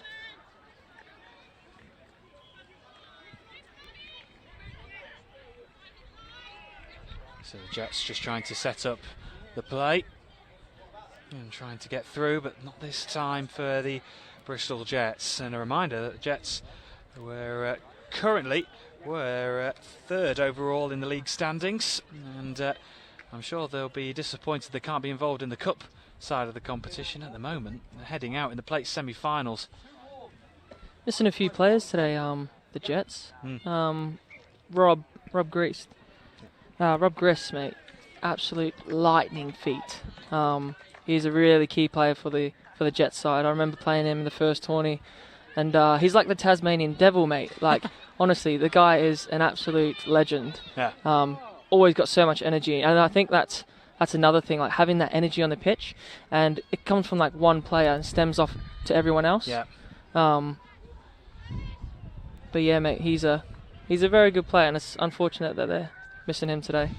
Yeah, and it could be the reason why the Jets just haven't been able to get into the cup side of the knockout stages here in Oxford, and the Rebels are at the moment on the charge, on the halfway, and everything just seems to be clicking. It must be one of the great feelings in touch when you just feel that everything's working and clicking at the same time. Yeah, the Rebels just look so calm at the moment, especially ahead. Look at them, look at that, hands. Oh, he slam dunked that. And the Rebels aiming to go into he's got touched there. lead. He went for the little slam dunk. Probably a bit too much airtime on that, but we'll let him off. Number 50. Yeah, Cal McFadden, number 50. He's recognisable with that red cap on. Touch comes in, and the Jets look to try and work something on the far side. Like I said, even in defence, look at the Rebels. They look so calm and composed. That's what you need when you're ahead as well, because you see games, semis and final time, teams start to lose a bit of structure and get complacent, but the Rebels just look so calm, mate. Everything they do, whether it's driving up the pitch, striking, defence. Yeah, the moments for sure. The Norwich Rebels at the moment in control. They have been involved in a final in the DTS. They reached the bowl final in round 1, losing out to Wigan Spartans. So they do have that final experience, the Norwich Rebels. And at the moment they are on course to reach their second final of this DTS series, this time in the plate side of the competition. Now can the Bristol Jets, with the sun now beaming onto the pitch, try and get a first score of the afternoon in this one? They tried playing that short, maybe a bit too far inside the 7 there. Trying Trying to work an angle again as that crucial touch just comes in before the line, and it's going to be a turnover here for the Rebels. And that defensive structure at the moment for the Norwich Rebels has been absolutely brilliant.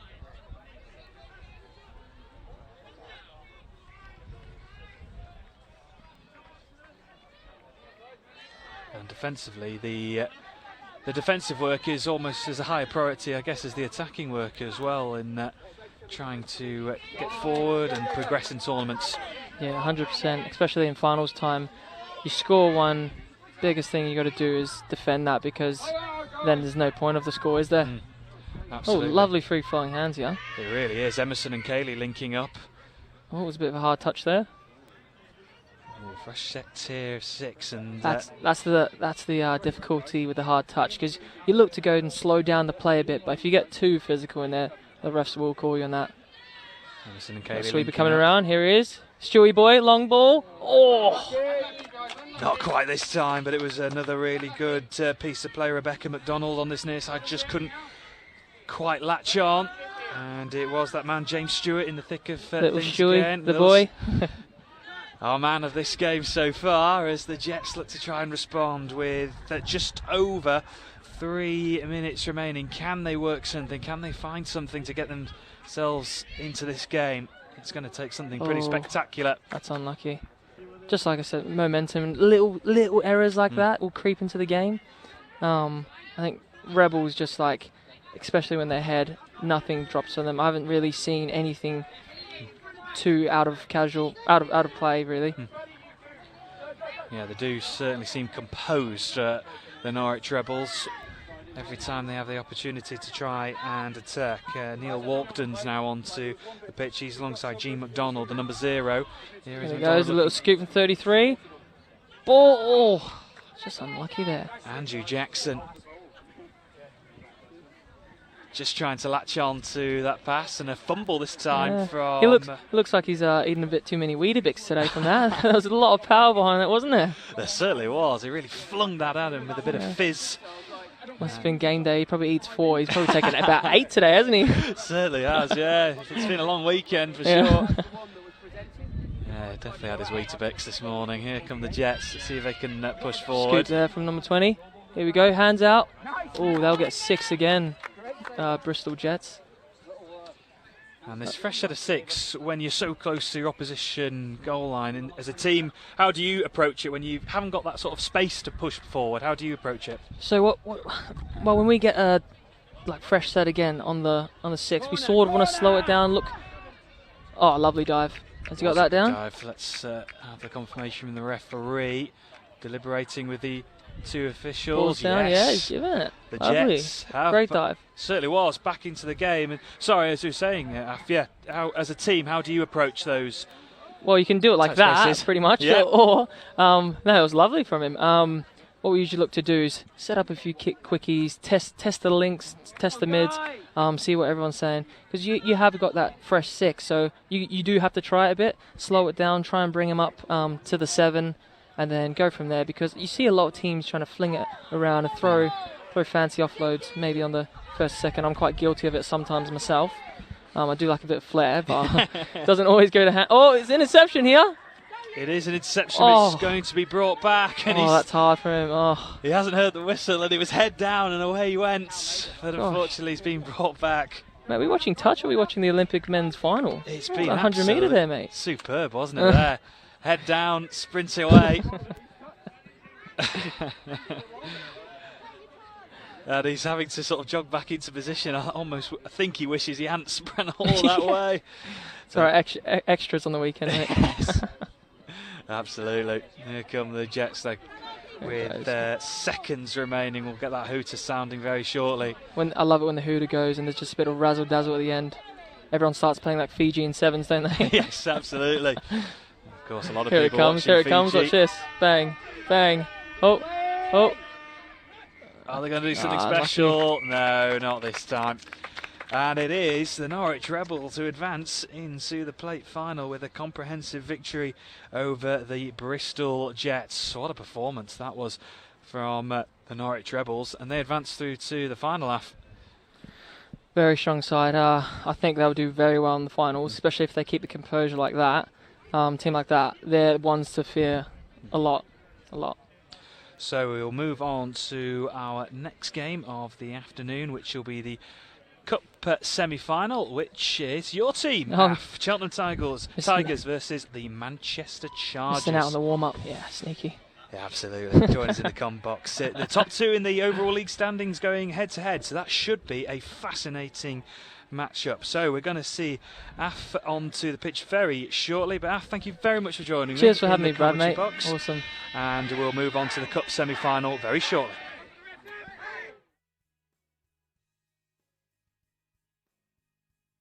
First of all, you've got to be incredibly passionate about the sport and put a lot of time and effort in to raise awareness and create enthusiasm and a buzz around your touch club. Number two, it has to be fun. You get, one chance to make a first impression, and when people come, they've got to feel that they're having a good time, and it's all inclusive. And the third thing now, I would say, is you've always got to be promoting, and you've definitely got to look at social media. We are exploring Facebook ads, and we're promoting like mad all the time. Get as many people involved as possible, give them the opportunity to play, and give them the opportunity to enjoy it. We started out and it was just all about having fun to begin with, and once been playing for a year or so, that's when we really decided to take things on to the next level. I think it's just having patience. It's not going to come overnight. If you can keep your senior players engaged, as well as constantly looking to develop and introduce new players, because you're always going to get players who leave for one reason or another. Having that conveyor belt of talent to come through is really helpful. You just got to work hard, and it will pay off in time. From a point of view of growing the sport, bringing as many children down with their parents and getting an all-inclusive, fun environment that anybody can have a go in, and focus on that, of building the baseline of as many players as you can. Don't worry about trying to go through the ranks and put the best team out there.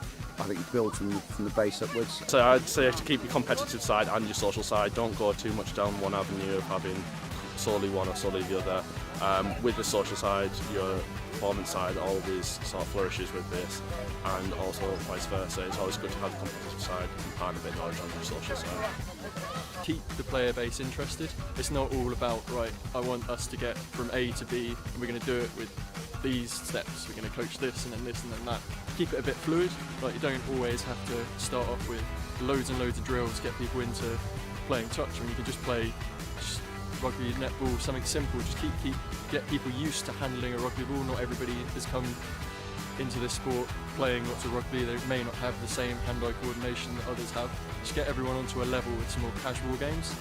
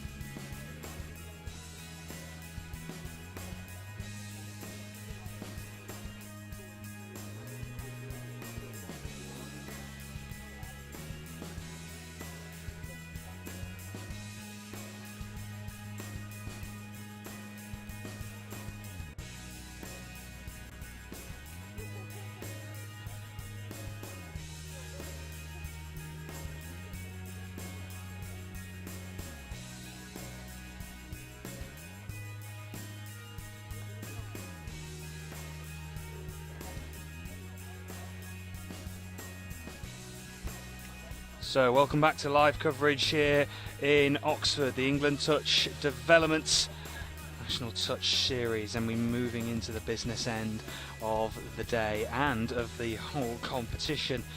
This is the Cup semi-final between Cheltenham Tigers and Manchester Chargers, the 1 and 2 of the overall standings. And you're joined by myself, Bradley Hope, and from the Norwich Rebels and England men's 40s coach Jean McDonald. Jean, welcome to the commentary box. Firstly, congratulations on making the plate final. Happy as a side? Yeah, really happy. We've done really well, I think, this year for a fairly new side. But great to be here in the box with you, and looking forward to this one.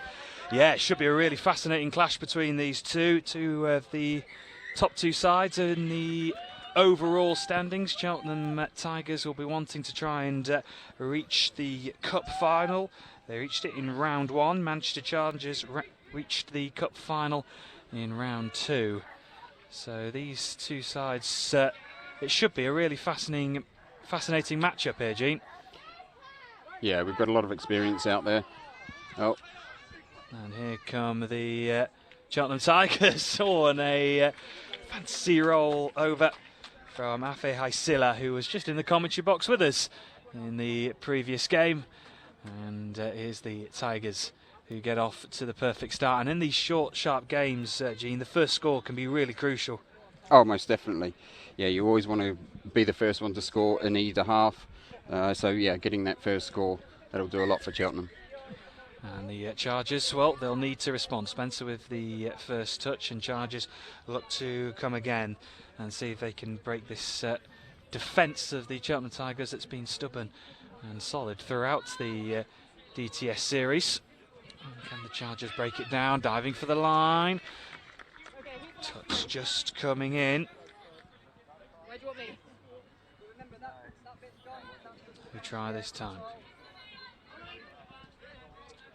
Josh Bingley has it now, looking to try and lay the ball off. Another touch just on the line, and that's the 6th. And the turnover for the Tigers deep in their own territory.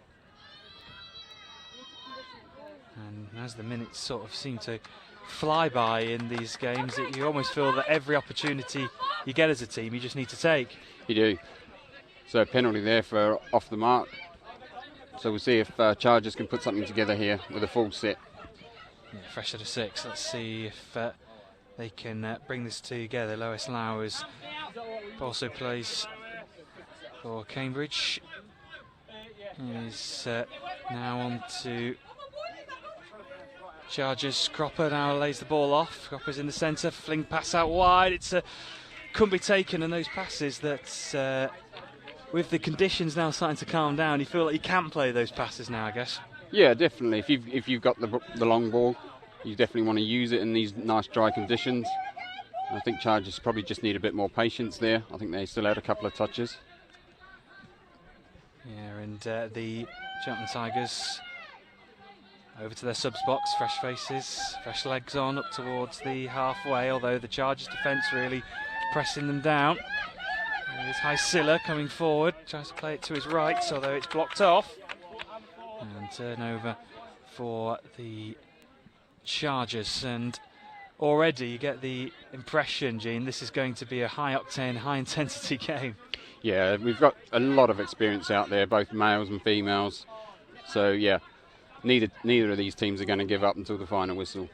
Cropper just lays the ball off, and the Chargers bring on the fresh legs. Lau comes forward, Lois Lau lays the ball off, chance maybe to pop the ball up to the far side, a tussle in the air. Yeah, and it's won by the Cheltenham Tigers.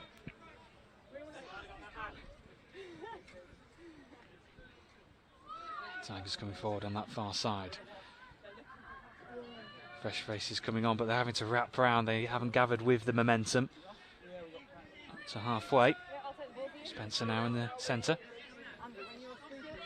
Looks for options to his right. Thomas Cohen is also there. Spencer now picks up the loose ball. Cohen's to his left, but he goes to right and lays the ball off. Chance maybe to try and break through with Oliver Martin. Out to the left, and out to play. Restart here for the Manchester Chargers. And in these tight games, these tight, intense affairs, here, Gene. It just feels those split-second decisions and those choices make all the difference. Yeah, and it's about keeping calm. You can see teams when they go down, they start to panic, but the Chargers seem to be doing really well, keeping their composure, sticking to their plays. Yeah, Pantiga, MVP in the first round of the DTS, is on the field now. Chance maybe to break forward, look to go left, good take, tries to put it back inside, but it's more good defensive work by Thomas Cowan, and the defensive side of both of these teams are pretty strong, and already the Chargers already trying to almost force back the Cheltenham Tigers inside their own half. Yeah, and they are putting a lot of pressure on, and we're seeing Cheltenham have to deepen their sub box. They might want to make sure that they're not subbing outside their box. But yeah, great move there. Absolutely, Niamh Corrie, who got a few tries earlier on in the day here on field number 1. And the Cheltenham Tigers looking to go to the left, good take. Put under pressure straight away. Back into the centre, Sills looks to go right. And again, it's loose pass this time by the Cheltenham Tigers. They were in a tight contest against the Yorkshire Thorns that they just came out on top.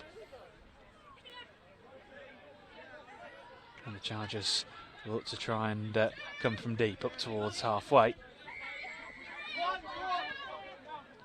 Lewis Lau on halfway.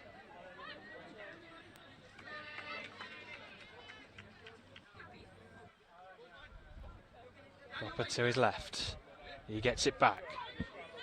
Gene King dancing his way through. Can he find a teammate? He can't, and that final touch comes through. Although we're seeing a lot of teams, certainly through its turn, trying to make sure they use those 6 touches to make sure they can get the opportunity. Even if they can't score the try, they're deep in opposition territory. Yeah, Chargers had a really good opportunity there. I think they just lost the momentum on that 4th touch. You've got to try and make that touch and get the ball down, as opposed to being touched and having to come back to the mark. So they just lost a bit of momentum. But Greg did everything he could to try and get that back. Moss now laying off to her right. And it was Marcus Evans, and unfortunately it's going to be a turnover back to the Chargers on halfway. Fresh set of 6 as well here, so good opportunity with a bit of space to try and gather some momentum. Touch there. No Slough. Fresh faces coming on now. Chance coming forward. Josh Burrows in the thick of the action. Burrows has it again. He goes for the line. Yeah, really nice score there. Really well set up. They definitely had that planned in the box. And Burrows gets the first score of this first half for the Manchester Chargers. It's 1 apiece. And a reminder, of course, in these knockout games we could go to extra time. And we'll wait and see whether that will happen with the teams 1 apiece in the first half and 2 minutes remaining of the first. 10 minutes apiece, of course, in these short, fast, high-intensity games. Here's Hysilla looking to push forward, makes up good yards, goes to his left. Maybe a chance to break through here with Ollie Sills. Sills goes to his right, and that's touch number 5, so there's going to be another opportunity here for the Cheltenham Tigers. Ollie Sills. Hysilla want to try and break everything down and just slow it down and then wait for the opportunity. Hysilla dives in low and gets it. And it's Hysilla who puts the Cheltenham Tigers ahead once again, and then another really well worked try in the end there, Gene. Yeah, it was really well worked. They had the patience to make the most of that last touch. And it exploited that space on the near side link. Cropper coming forward, goes to his left, but gets it back. Now into the centre, goes for a dive again. Spencer gets the touch in though, just on the line. Oh, we've got a quite a bad injury here.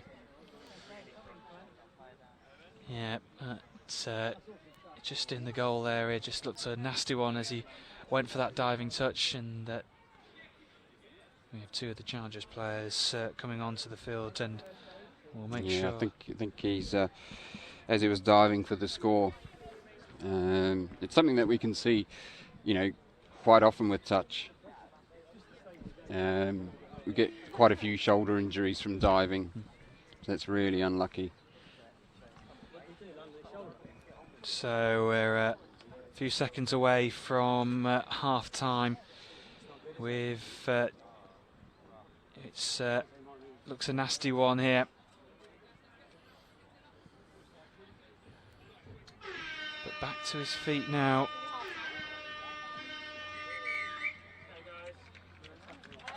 And that is half time, and a ripple of applause here from both teams. And at half time, we have Cheltenham leading by 2-1 in what has been a high intensity, close contest between the top two teams in the overall league standings. Myself and Jean will be back for the second half momentarily.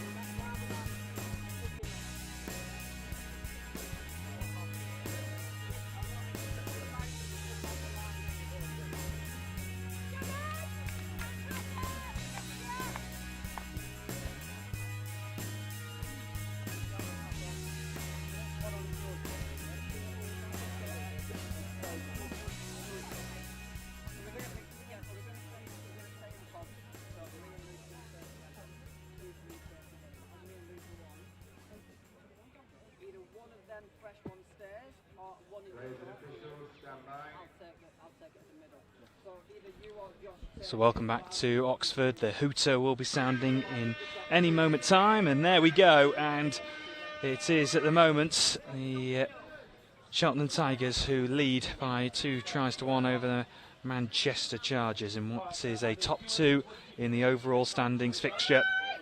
And the Cheltenham Tigers looking to try and extend that advantage. Isilla flinging the ball out to the far right side, but it just couldn't be taken on that occasion. And in these tight games, Jean, do you just feel that now with that this next try could be really crucial potentially? Yeah, most definitely. Chargers obviously will try and give it everything, but they've got to make some adjustments now because they've lost that player at the end of the first half, so they'll be mixing things around in terms of their pods. But sometimes that can be a good thing as well because it focuses them more. Still looking to try and run on through, and he's found the space, found the angle, and has finished it off. And the Cheltenham Tigers, well, we were just saying how crucial that next try could be. It's gone the way of the Cheltenham Tigers. They lead 3-1 now with a minute gone into this second half. And in these positions, Jean, where you're behind in an important game, a semi-final, is it just all about composure? Yeah, you've got to stick to those plans that you had before the start of the game. You can't start going off script and making it up as you go. You've got to believe in what you trained and what you practiced beforehand. And we've got enough experience in the Chargers. They know that they can come back from the score. And here is an experienced man himself, Cropper, who lays it off to his left, but it's not going to be a score this time. Half time though, the Manchester Chargers, 8 minutes remaining of this second half. Slip there, Cropper gets it, looks to fling the ball right, back into the middle.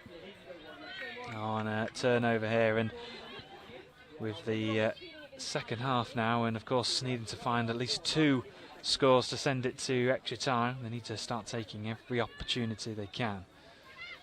And here come the Cheltenham Tigers, Ollie Sills and Spencer to Moss on the halfway. Good yardage made up, and now they've got a chance really to put the pressure on. Out to the left, and that's a forward pass called against the Cheltenham Tigers. And just for a moment there, you just felt that the Chargers defence felt a bit stretched there. Yeah, they were. Hopefully they'll now get back to their plan of just getting down the pitch and then having something on the end of it, on the end of this set. Here come the Chargers then through the centre. Fresh legs on. Can they create that space and that opportunity? Important touch by Moss. And it's a turnover on the goal line for the Cheltenham Tigers. Yards made to that far side, and some fresh legs come on. Towards the edge of halfway, although... Yeah, penalty there for off the mark. So this would be a great opportunity for Chargers now. It certainly would be, and the Chargers want to try and get within 1 and give themselves time to find that second. See if they can do that. Slowed right down though, and the Tigers will feel that they'll have them at arm's length, and there is the fumble on the goal line, and those are the type of opportunities that you don't want to be letting loose, I guess. Yeah, we've got to make the most of those. So that was unfortunate there. Now Chargers got to work hard to try and keep Cheltenham down this end of the field as much as possible. Up to halfway, and the Tigers laid off by Moss coming forward centrally with Thomas Cohen. Into the centre. Trying to work this Chargers defence. Bringing forward, out wide. Is it going to be taken? Sidestep right. Another good take. Oh, and just got crowded out in the end. And the pressure from the Chargers. But already, the Manchester Chargers are wanting to press on with things. With the time ticking down. As a player, Gino, are you aware of the time, or is it more when you hear the hooter you go, oh, crikey, got to get on with this? Well, certainly as a player, not usually. From my role as a coach, most definitely. I've always got a clock there, so I know exactly how long we've got to go. But I certainly don't want to sort of let the players know that. I want to try and keep them as calm as possible.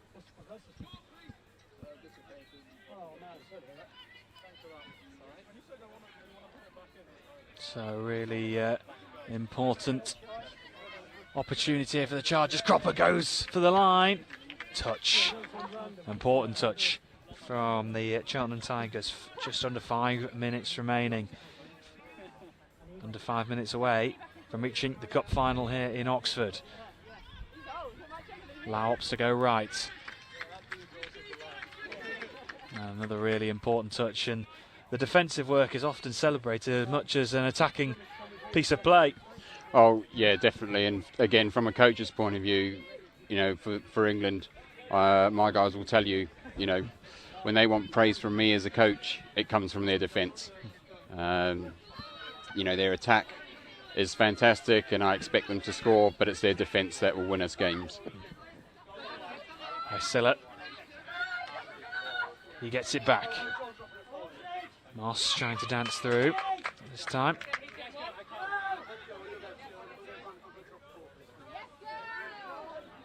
To halfway now for the Chargers. Need a score to find a route and a path back into this one. Cropper, can he find Lewis Lau does, but it's been dropped and turnover.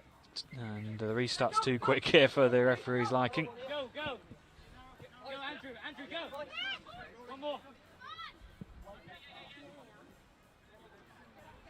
Spencer working it to the right.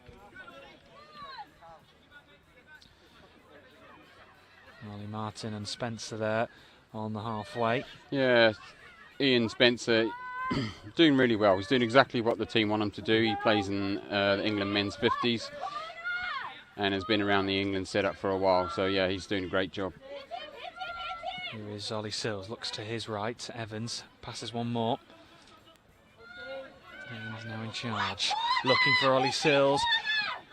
He could have gone wide, potentially. There was Niamh Corrie on this near side, but opted to go himself. And with 2.5 minutes remaining, you do get the sense that the Cheltenham Tigers are edging closer and closer to securing the place in the cup final. And halfway now, the Chargers.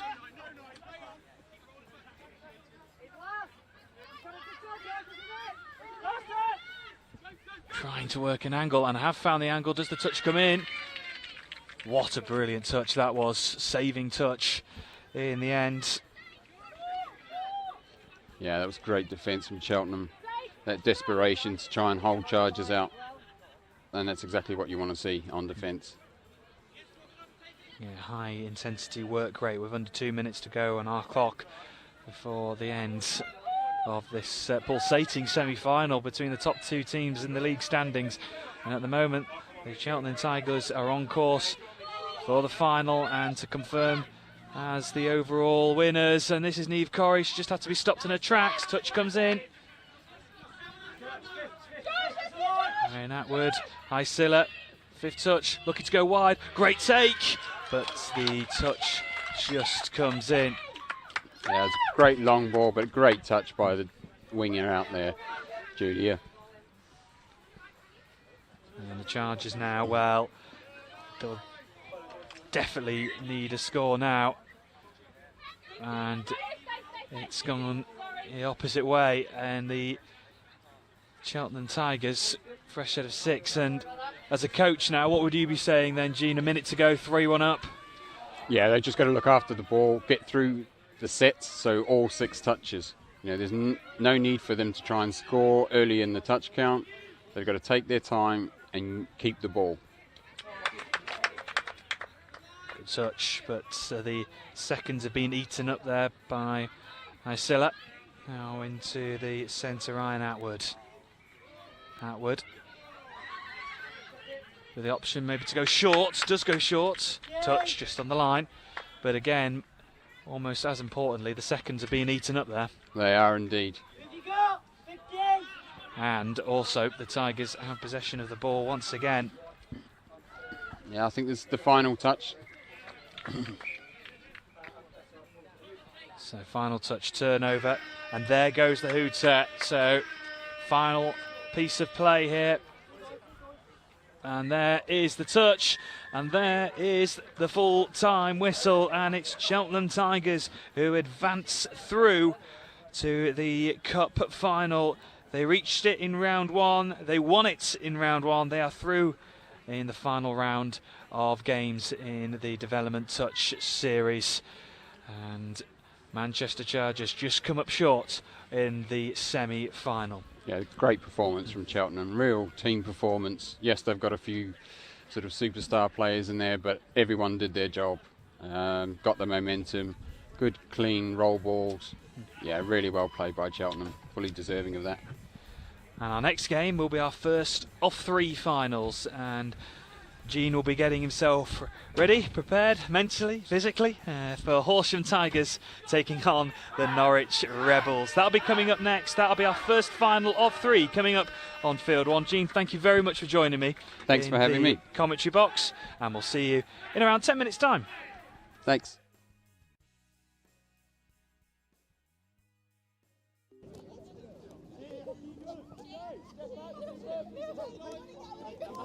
So we started back in 2012. Year to year, we've always been lucky to have people who have come in very open-minded to trying something new and have been really dedicated, and after 1 year they're like, okay, I want to take this, I want to take it on to everyone else. So when we can pass it down through year to year, it's always great to sort of be looking forward to the future. And unfortunately, I've been here for every year of it, so it says a lot. We have a bunch of sessions aimed at people with lots of different abilities, and it caters to anyone who's a beginner, from our development sessions all the way to our performance squad, and having a really good setup with coaches and everyone just supporting each other is what makes it a really good family team. Our competitive touch, we can step up a standard. We've got Matt Davis, who's been great coaching us all. You learn a lot in the games and they're just really helpful, and they'll just like to say you could do this next time, and they're really helpful, just giving you little tips and pointers. Our first year started really small. We only had about 40 or so members, and then regularly we had about 25 come to sessions. Through the years now, we're looking at about 90 members. We've got a lot of people just wanting to come down, play a bit of social touch, and then we've got people who want to play competitively. And obviously with England Touch, it's progressed as a sport over the last few years, so it's great to be able to influence this in the university game.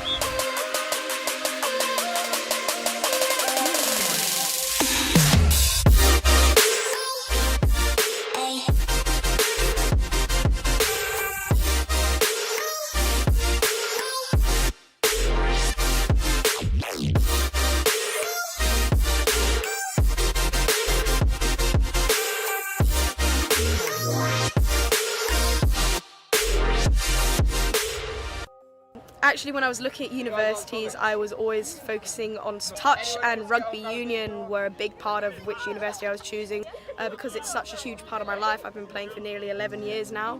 The level is higher than what I expected just because I've come from such a high intense level recently, but it's a nice surprise. Everyone's really lovely, really welcoming. The game is good, the competitions are good. At UTS, I've played in 2 of them so far. Unfortunately, I was injured for the other one. The standards stepped up over the years. I remember playing in the first UTS, and it wasn't a bad standard by any means. It was a bit more rugby based, but now through the years it's progressed. There's a lot more skill based in it. You've obviously got the number of teams who are entering into it is incredible, and obviously at Loughborough it means that we can put in 2 teams. We're looking at getting a 3rd team for future UTSs. When you hear about Loughborough rugby, now sort of to be considered with that is obviously such a great thing for us. So my first year playing touch rugby, and I think one of the best things about it is it's just a really social thing. Like so many people, like loads of different people turning up and playing touch, and it's just great to get to know all of them. Loads of different backgrounds, just a load of fun really, just meeting a load of really great kind of like-minded people. This is Loughborough Students Touch.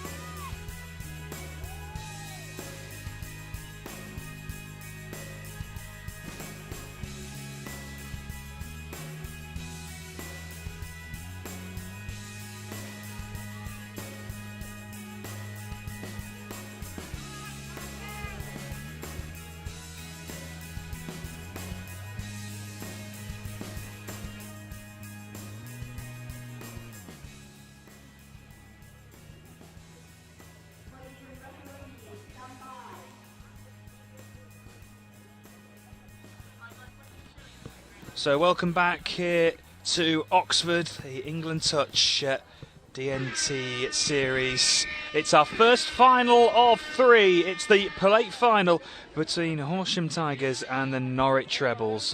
Norwich with possession in the white shirts, with Horsham in the white, but the blue and orange stripes going down on the bottom of the shirts as the Rebels look to try and get off to the perfect start. And I'm delighted to say for this plate final I'm joined by Cheltenham Tigers Ryan Atwood. Ryan, through to the cup final, delighted with that? Yeah, it's been a really good day. We've gone from strength to strength as a team over the day, so pleased to get to the final. And of course that confirms that you will be the overall winners of the DTS. Happy as a team with the overall, the 3 rounds of touch rugby you played? Oh yeah, of course, that was always our goal coming into this round of 3 series. I'm really delighted to get over the line. That's really good news, but obviously we want to go all the way. We want to go home with 2 bits of silverware today. Absolutely, and of course finishing in the top 4 means you'll be promoted up to the NTS series, the Elite series. As a team, I've talked to Afai Silla earlier, and he was saying as a team that was something you wanted as a goal and you wanted to try and reach, and you've done that. So yeah, of course, you always want to play at the highest level of touch you can, and as a team we've improved so much. Having that year out, we were able to build as a squad, get a lot more training sessions in, and then we can see we've put into practice over this year. So that next step next year will be great, and hopefully we can go forward a bit more. Absolutely, and this plate final between the Norwich Rebels and Horsham Tigers, this should be a really interesting matchup. With the Norwich Rebels have been mightily impressive. And the Rebels looking to try and break through, with McDonald looking to go left. And already, that is the first score. So, looked like they got a nice little overlap there from somewhere. Just a nice little execution of 3-on-2 on the wing. It's always nice to see. Absolutely, Norwich Rebels then take the advantage and they get the first score of this plate final inside the opening 2 minutes. So it is the Norwich Rebels who lead 1-0. Nice little, loads of yards off tap there.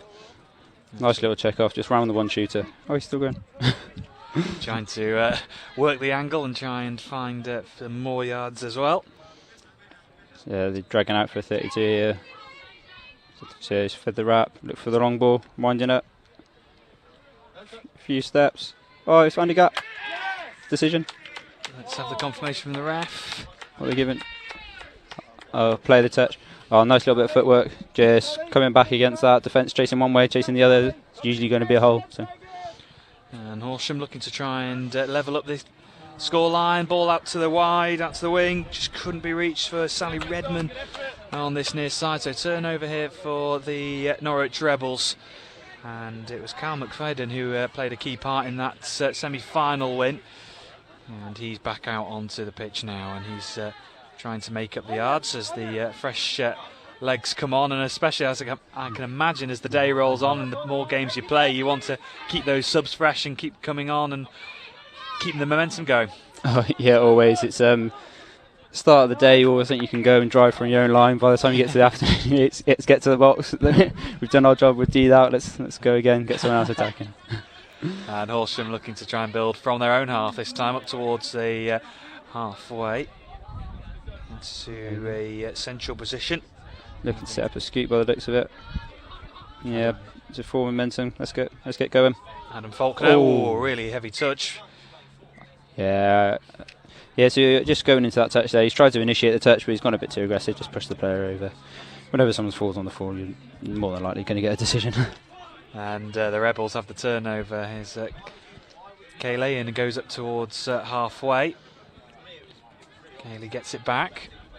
Good momentum. Just slowed up there. It's like when you turn over in the middle of the half, you always want to try and make use of it as an attacking team. Just get that bit more go forward, get closer to the line. It's always a bit more pressure on the defender team. And McDonald looking to drive forwards. Now Walkden looks to try and go for the corner. Not this time. 6 touch. There we go. They're going to. Horsham just going to try and work towards the box then, I think. A few tired legs, like you're saying. Oh, see, tiredness creeps in. Easy little drops. It is, and in these games almost, I know the conditions have improved a lot, obviously, with the weather, but is it a case sometimes of the team that makes the fewest errors, really, in these type of tight games, I guess? Yeah, of course. Like you always say, you want to control what you can control. So yeah, fewest errors, the more sets of completion, the more sets of 6 you complete, and the more you can get back in the opposition's half.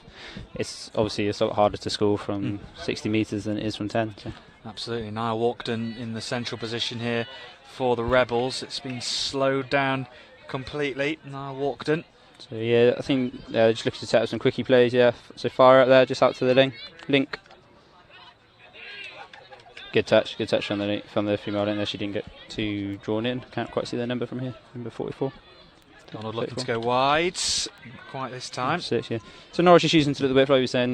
Not sure we would have seen many passes when the rain was teeming down earlier, or any mini catches. Absolutely, yeah. That was a big thing that having players in throughout the day, that they said as soon as the rain came, you had to completely sort of change your tactics in that sense, that you can't fizz the ball out to the wingers, I guess. Yeah, it's a more direct gameplay. So even like you say, as a defending team, like if you're on the line, you're like, right, a little bit tighter, we chase it out. Even if it's like half a second longer to pass or half a second longer to just control the ball. Good yards here from Horsham. Or is it played through? No, not this time. So it's going to play 6th touch there. So turnover here for the Norwich Rebels, who've had a really impressive run all the way to this final. The turnaround in their quarter-final against Peterborough, they were 3-1 down, then came back in the second half to win 4-3. It was a really impressive performance, and since then the Rebels have just kept on that momentum. And talked with Afai Silla in the game previously, and he just said that the momentum, not just in the games but in a tournament, is so important as the Rebels look to try and double that lead. And it feels like your side have really had tight games, but you've carried on that momentum through. Yeah, that's it. Like momentum's always key. As soon as you get a score, get a stop, it's always in your favour then. And yeah, like we said, as a team, we always say like intensity, momentum, even on the pitch, and then that goes into games, that goes into the comp. It all just sort of builds, and it all comes from positivity. And like it's always a nice feeling winning, going forward to the next one, isn't it? Like Absolutely, yeah. And of course, lots of communication coming from the subs box as well. Getting the timing of the subs, and there we go. And could be a case, maybe we've seen a few errors now from the Horsham Tigers. It's been a long day, a long series over a couple of weekends, and could be signs of tiredness, I guess, Ryan? Yeah, so we've obviously everyone knows we've gone from not having a lot on to having like these 3 comps in 7 weeks, we say, or something like that. Yeah, quite possibly. There's always the founders of the club, we've had a lot more injuries, so just all different things, and we're putting it down to that. So of course the format's changed as well this year, the 20-minute games, and I know we were speaking off air that you sort of prefer the 40 minutes. Just gets a bit more rhythm into the game, or gets you more involved in the game, I guess, maybe. Yeah, it just means you can do different things. So you can run different plays, different sets of what is commonly referred to as conditioning, so you can run different ideas, really get your whole playbook out, whereas in 20 minutes it's direct. Let's see who can get the scores quickest. Let's see if Horsham Tigers can work something here, and again it's another handling error inside the Norwich Rebels half this time, and at the moment the Rebels are in control here, and it's just over 90 seconds remaining of this first half, and it's certainly one of the factors of the weekend, and of course the whole competition in the NTS and the DTS, that the games just seem to fly by. It feels like they last seconds. Yeah, literally, like we were saying, 10-minute halves is no time when we've been used to 20-minute games, and then you go down to 20-minute halves. Sorry, you go down to 10 minutes. It's it's a little bit different, especially if you have injuries or stoppages, any sort of penalty on the line, not quite found the hole there. Anytime you get a sort of stoppage, that really kills any momentum in the game, and it makes you go quicker. We saw at the end of I think the first half there was an injury. It was 90 seconds. It just sort of relaxed everything a bit, especially for us in the situation we were in.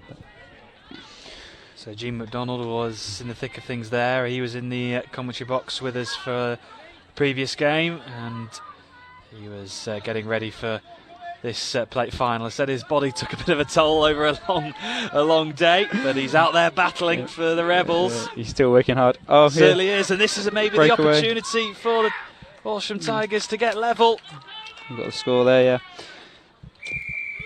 Just found a nice little overlap. Might be able to see back on how they managed to get through. The Tigers have got the momentum, and they're going to try and get back level with this one. Yeah, here we go again. So we've got last play. We're going to see anything? No, ball down. It is ball down, and that is half time here in the plate final between the Norwich Rebels and Horsham Tigers. And it is all square in the plate final, nothing to separate the two teams in what's been a close encounter. Myself and Ryan will be back for the second half in a few moments' time.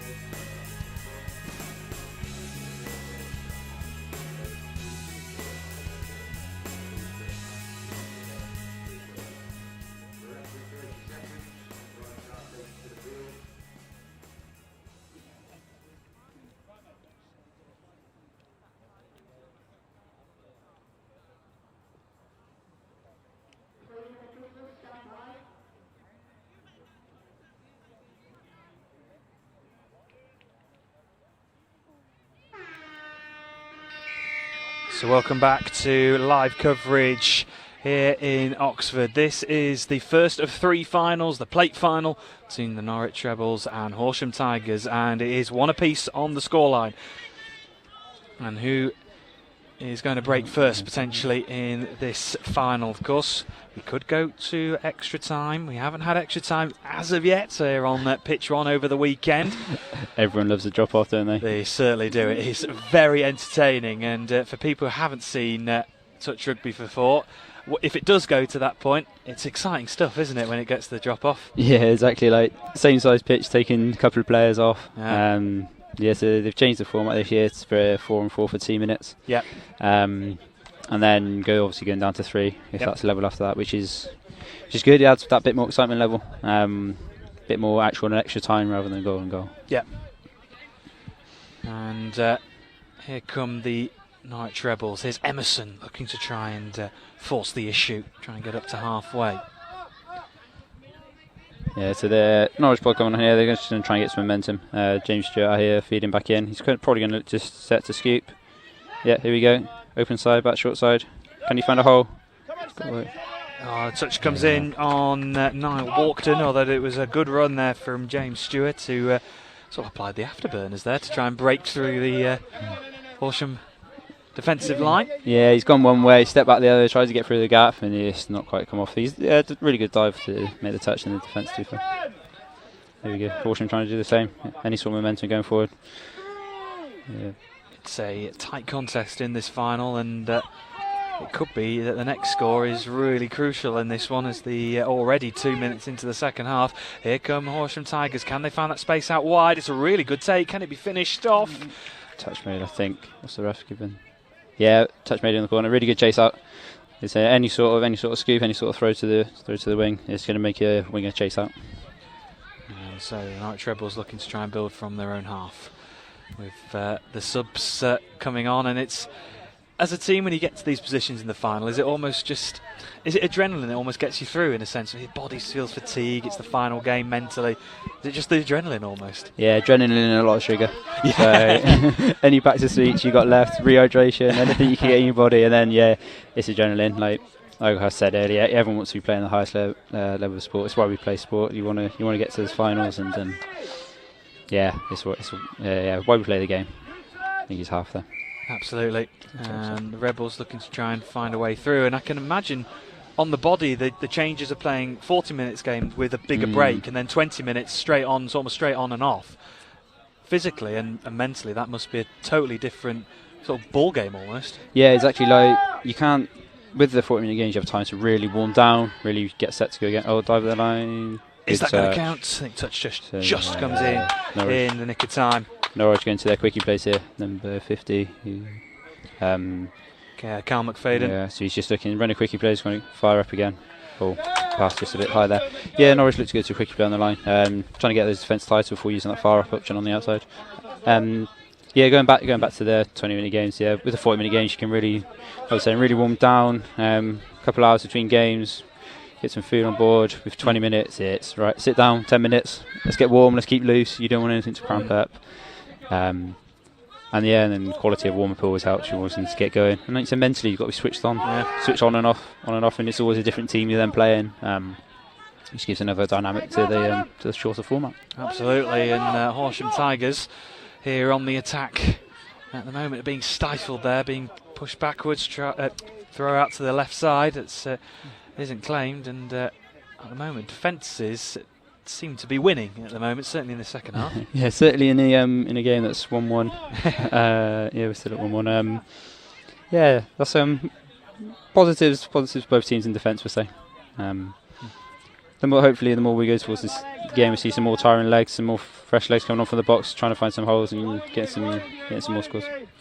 Matthew Emerson now over halfway, trying to build up a bit of momentum. Andrew Cayley, he's through. He needs to find a teammate here. He does find a teammate. It's down. Ball down. And it's James Stewart who puts the Norwich Rebels back in front here. It's a really nice scoop through there. He just got on the outside of the Horsham middle, and like we were saying, putting the afterburners on. As soon as you get through and break that line, it's through on two. Find some space and hopefully get the ball down, as Norwich have done. Advantage Rebels. Yeah, it's one thing as the half making the move and getting into the goal area, but then having the composure to find a teammate, especially in a final when you're maybe a bit physically and mentally tired. It must be tough. Yeah, and it always happens. You hear 3 or 4 voices shouting, never really where, just I want the ball. So it's finding your gut instinct and who's got the best option. Horsham Tigers looking to try and respond here straight away, and how many times have we seen that in the games over the weekend? A team that's conceded goes at the other end and gets one himself. Yeah, it's a really good attacking platform from tap-off. It gets, like we were saying earlier, it gets you 30 metres closer to the line. Everyone sort of has a tap-off play or a structure to go to, and which teams know, so it's a nice option to try and get some scores. Usually a couple of plays at the game goes at the line, rather than when you're looking to scoop on, it's 1, 2 if you get a reset, or more than 2 if you get a reset. Andrew Jackson making some good yards, although they're back to halfway here, the Rebels. McFadden comes forward, goes to his left to Jackson. Jackson's got some space to go into. Touch comes in. Yeah, really good defence there, not buying any sort of footwork. Really good touch. Yeah, just hearing a shout of energy from the box here. That's going to be the call right to the end here. It certainly is. Final few minutes of the game for both of these teams. One final push in this DTS series. One chance to claim a bit of silverware in this last round of fixtures, and at the moment the Rebels are on course to claim the Plate Cup, and unless Horsham Tigers can try and find something here in the final 3 minutes. Crucial error there, pop off the floor, not quite to hand. Horsham need to be strong here and then get back towards that Rebels line to have a go.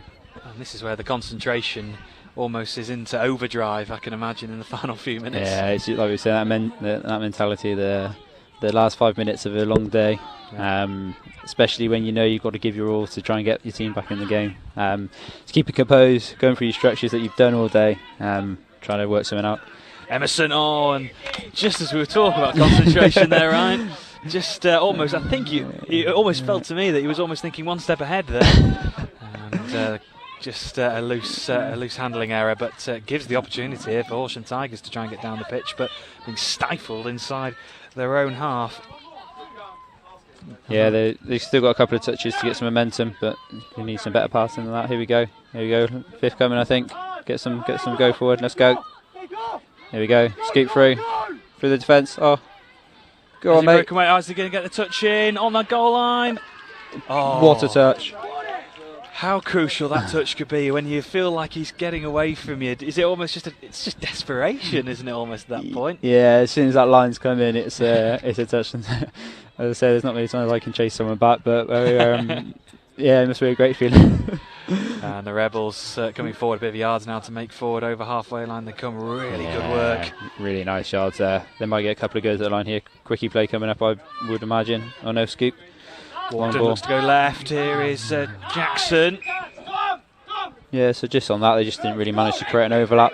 Any sort of move as such, you want to try and force an overlap somewhere on the pitch. Yeah, defence staying strong, man on man on the short side.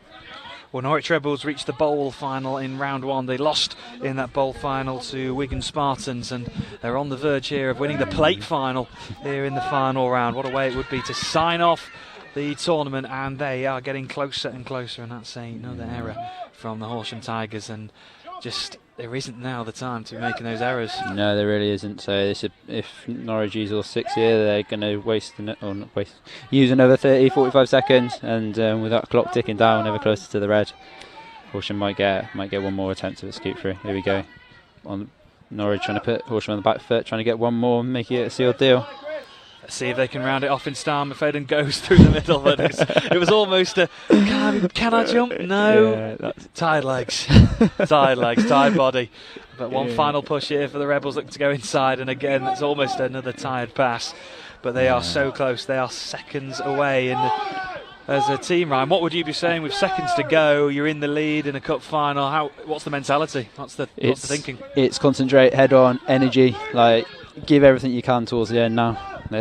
Keep working hard for yourself, keep working hard for your team. As long as you leave all the energy out there, it's then time to chill and get some sort of beverage in you. There goes the the hooter, and there goes the whistle. And it is the Norwich Rebels who win the plate final in a really high intensity, tight contest between these two. Horsham Tigers, the players came in front of us here and just collapsed on the ground. The amount of work they put into that final, but it is the Norwich Rebels who come out on top and they win the plate final. It was a game that was really, really tight throughout, but the Rebels are the winners, Ryan, and overall, I think throughout the tournament, the Rebels have looked really good and they've won the game and won the plate cup. That's great news. Yes, it's always nice when a team gets to the final and deserves to win. They always saying they probably made fewest errors in that game on the whole, and that would have helped them get over the line there, which is great to see. So we have 2 more games remaining here in Oxford. We have the bowl final coming up next between the Thames Valley Vikings and the Cheltenham Jaguars, and of course, Ryan, your side, Cheltenham Tigers, taking on Galaxy Touch London in the final game of the DTS series, the final game of the weekend. Ryan, thank you very much for joining me in the commentary box. No problem at all. And we'll move on to our penultimate game of the day. Thames Valley Vikings taking on the Cheltenham Jaguars, coming on next.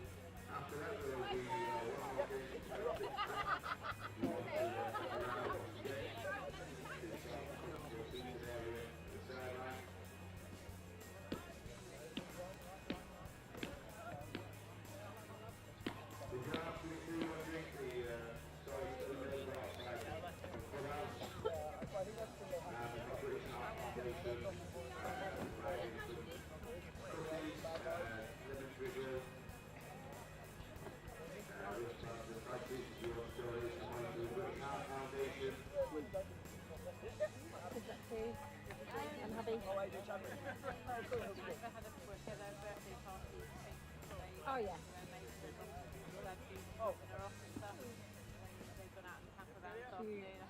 They're off maybe laughing like, how's it going? I can't find reverse. Oh, do you normally drive? No, not always, but I can find reverse in the van that he can't for some reason. It's a really old van. Yeah. Is it a down? And then you've got to kind of scrape it across. Oh yeah. And chunk it in. Yeah. Yeah, whereas he's like...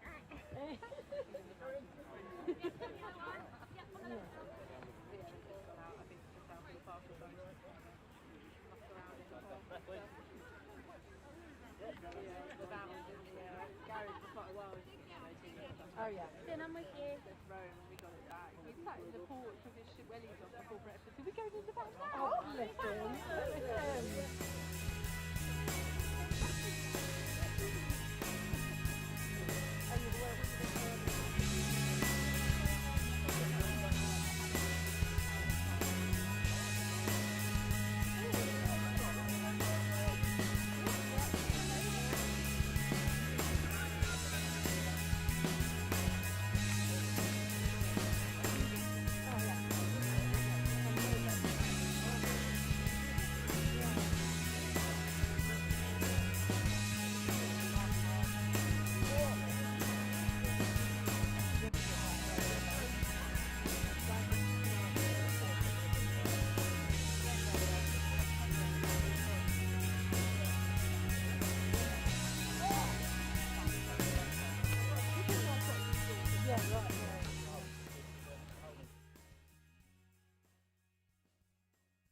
Thames Valley Vikings are great. I mean, I recently joined this year, having come from university, and everyone's been really opening, really friendly. It's allowed me a fantastic opportunity to kind of improve on the skills that I picked up previously, learn some new things, but in a really sociable environment. Everyone's made me feel really welcome, and obviously it's a lovely group of people, have a good laugh, and it's some good high quality touch as well, and I think that's the most important thing, that you're learning from sort of some of the best people in the country. That gives you a chance to sort of develop your skills and reach that next level.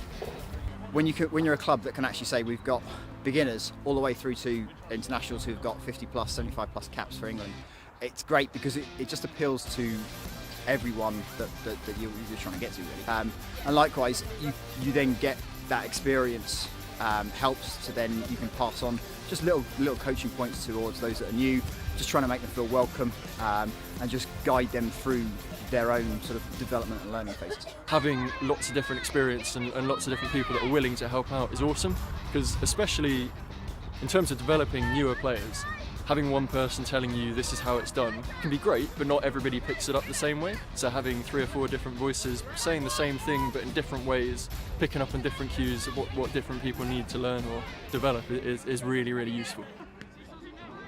They're a really social club, lots of fun to play with. I've been playing for about 10 years with them and come back to it on and off, and they're always friendly and welcoming when I come back. We've got, say, like 14 to 15 people here in the elite side, which is great, but in terms of being like a big club and keeping everyone interested in being able to use facilities like this, we wouldn't be able to afford it without a big club membership. It's so inclusive. You've got England players playing with people. It's their first session here tonight. Everyone's getting involved. Everyone helps out. There's a variety of different coaches, so people take it in turns to learn from each other. And most of all, it's really fun. Not everybody wants to be playing elite touch level, giving up their weekends. Like some of us, I love it. But there's some people that just want to hang out and do some sports for 2 or 3 hours on a weekday evening, and that's enough for them, and that's great as well. As a sports, it's grown massively over 10-15 years in this country, and the level has increased because of that. For me, the best bits are obviously playing touch. You've then also got the social aspect of this club, the friendly banter, fun.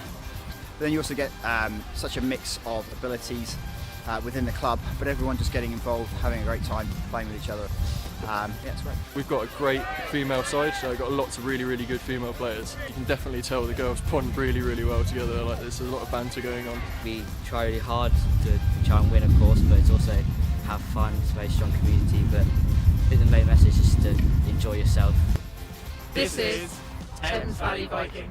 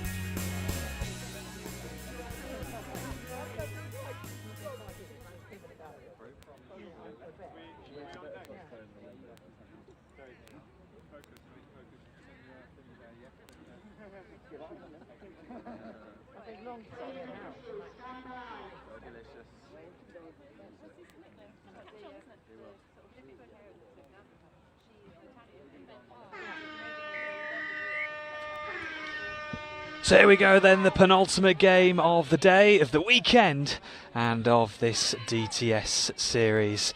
And it is the bowl final between the Cheltenham Jaguars and Thames Valley Vikings. Cheltenham in red, Thames Valley Vikings in blue.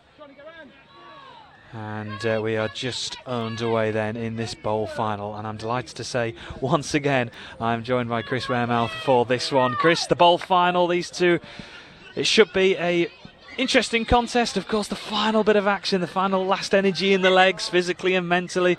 One last push. Yeah, I think what was quite interesting was in the interview with AJ from Norwich a minute ago was that it's been a short, sharp, and intense few weeks for these players, and and then getting to the end and being in a final is where you want to be, regardless of whether it's the cup or the plate or indeed the bowl, which is for the lower 8 teams who are in. And I haven't seen Vikings play today, so I'm not really in a position to comment in terms of whether this is right for them. But Cheltenham Jaguars, this is a good position for them to be in, and and it'll be and all being well for them, they'll be able to finish it off. Yeah, Theo Edwards in the centre there for the Cheltenham Jaguars, and Thames Valley Vikings have the turnover. Can they work an angle, trying to get towards their subs box, being chased all the way. Tight to this touchline.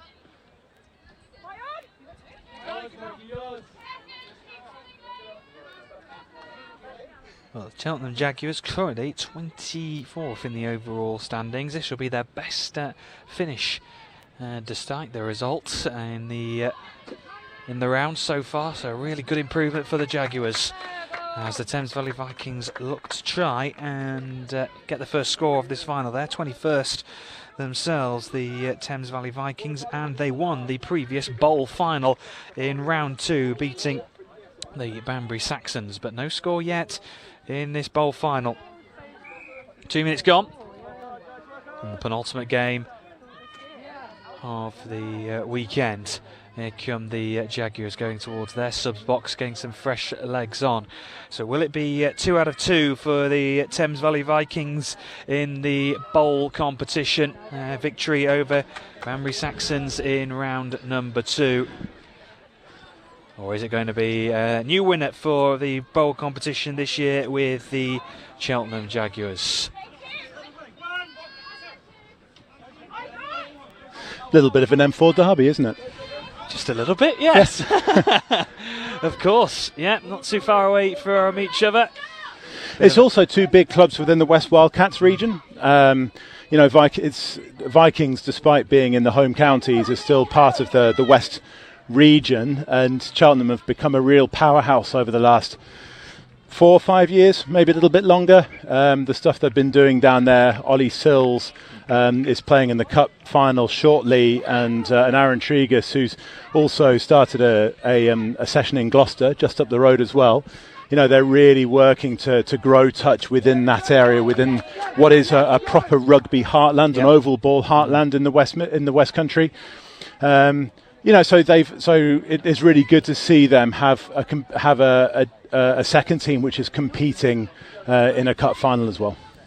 Absolutely, yeah. So it could be a double for Cheltenham to round off the DTS series. Can Thames Valley Vikings spoil the party? Here they come, as they try and work an angle, try and find some space. Although good defensive work so far from the Cheltenham Jaguars. Really important in this situation for Vikings to stay chilled and to trust their ability to stretch the Jaguars' defence, and to then spot when they've got an overlap,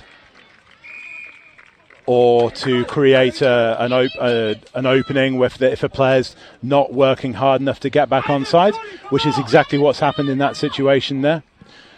So Crystal, the on-field referee, is given the penalty for offside for a player making the touch having not made the try line.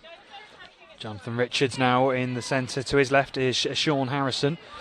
Here is Jonathan Richards, just slowing the tempo down. Jonathan Richards now in possession, just almost inviting the touch then to create that angle and that space to try and go for the corner, trying to work and dance around his opponents.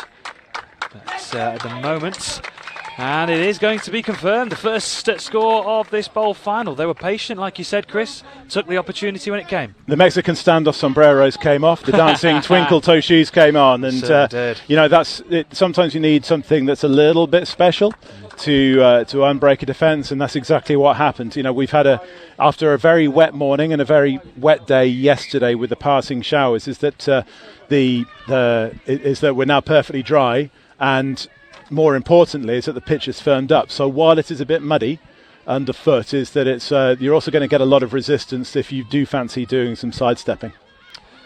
So the Jaguars looking to try and respond. Can they respond? Can they find a route through? No, not this time. But still with with the ball in hand. James Mears is in the heart of it, in the middle there.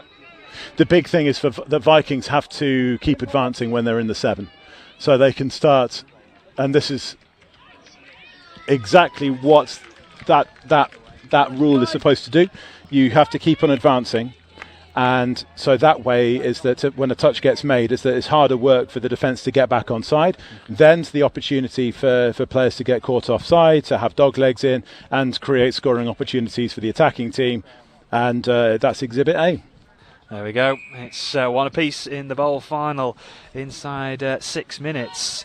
And the Thames Valley Vikings will be looking to try and respond straight away, of course, as they have Massimiliano Sardo on the field as well. He's trying to work some angles, but it's now back into the centre with that man Jonathan Richards. Richards gets it back up. It's a loose touch this time, and it's going to be back into the possession of the Cheltenham Jaguars. So what they're trying to do in that situation is to then attack a player who's having to work harder to get back onside. The attack was a little bit further out, and in some respects, when the defence has got both mids up, so you've got 3 positions in touch: mids, links, and wings. And because it's an Australian sport, we say it as we see it as far as the positions are concerned. Cheltenham had both mids up, so in that situation, rather than kind of going round on the right-hand side, is that you might want to come a bit left and attack 2 players who've both got to get back 7 metres. Easy for us to say, obviously, on the sideline. It's just needing somebody on the middle on the pitch to recognise that.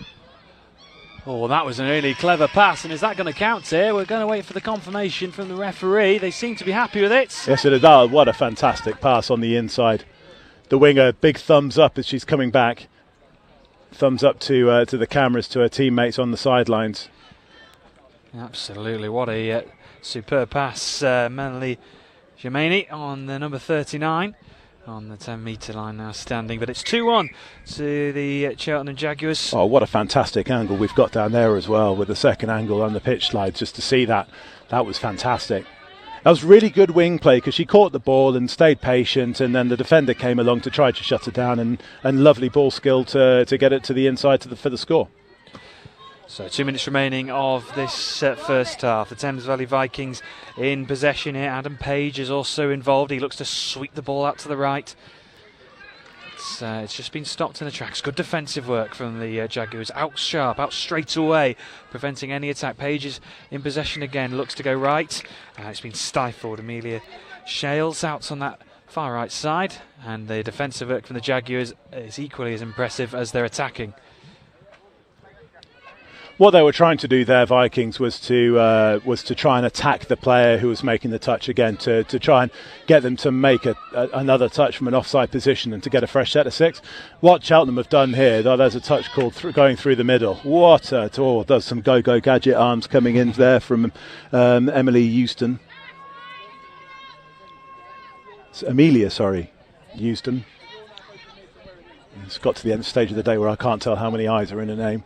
But again, there was some twinkle toes there. And we're going to see that, like I said before, is that we're going to see that come into play a lot more in the next half hour or so with the last 2 games, because after having had such a monumentally dry couple of weeks, is that even when you then get a downpours for 3 days, that doesn't really touch the water table on a pitch like this, so it's just gone straight through, and as I say, the mud is firming up really rapidly. I'm really looking forward to the final that we're going to see in the next few minutes, because Galaxy have got some real hot steppers in the midfield, in the mids.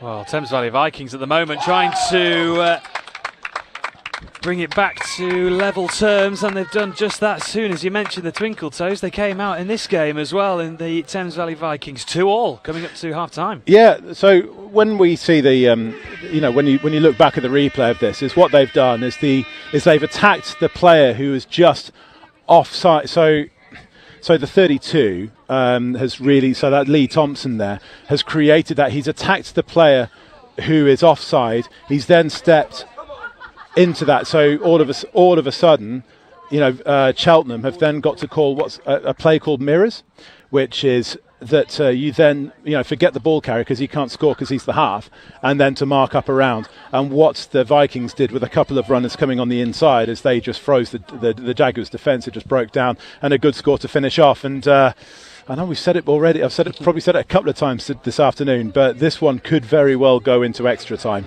Well, we're yet to have a game here on Field 1 go to extra time. Could it be the bowl final? It's all square between the Cheltenham Jaguars and the Thames Valley Vikings. Myself and Chris, we're back for the second half in a few minutes' time.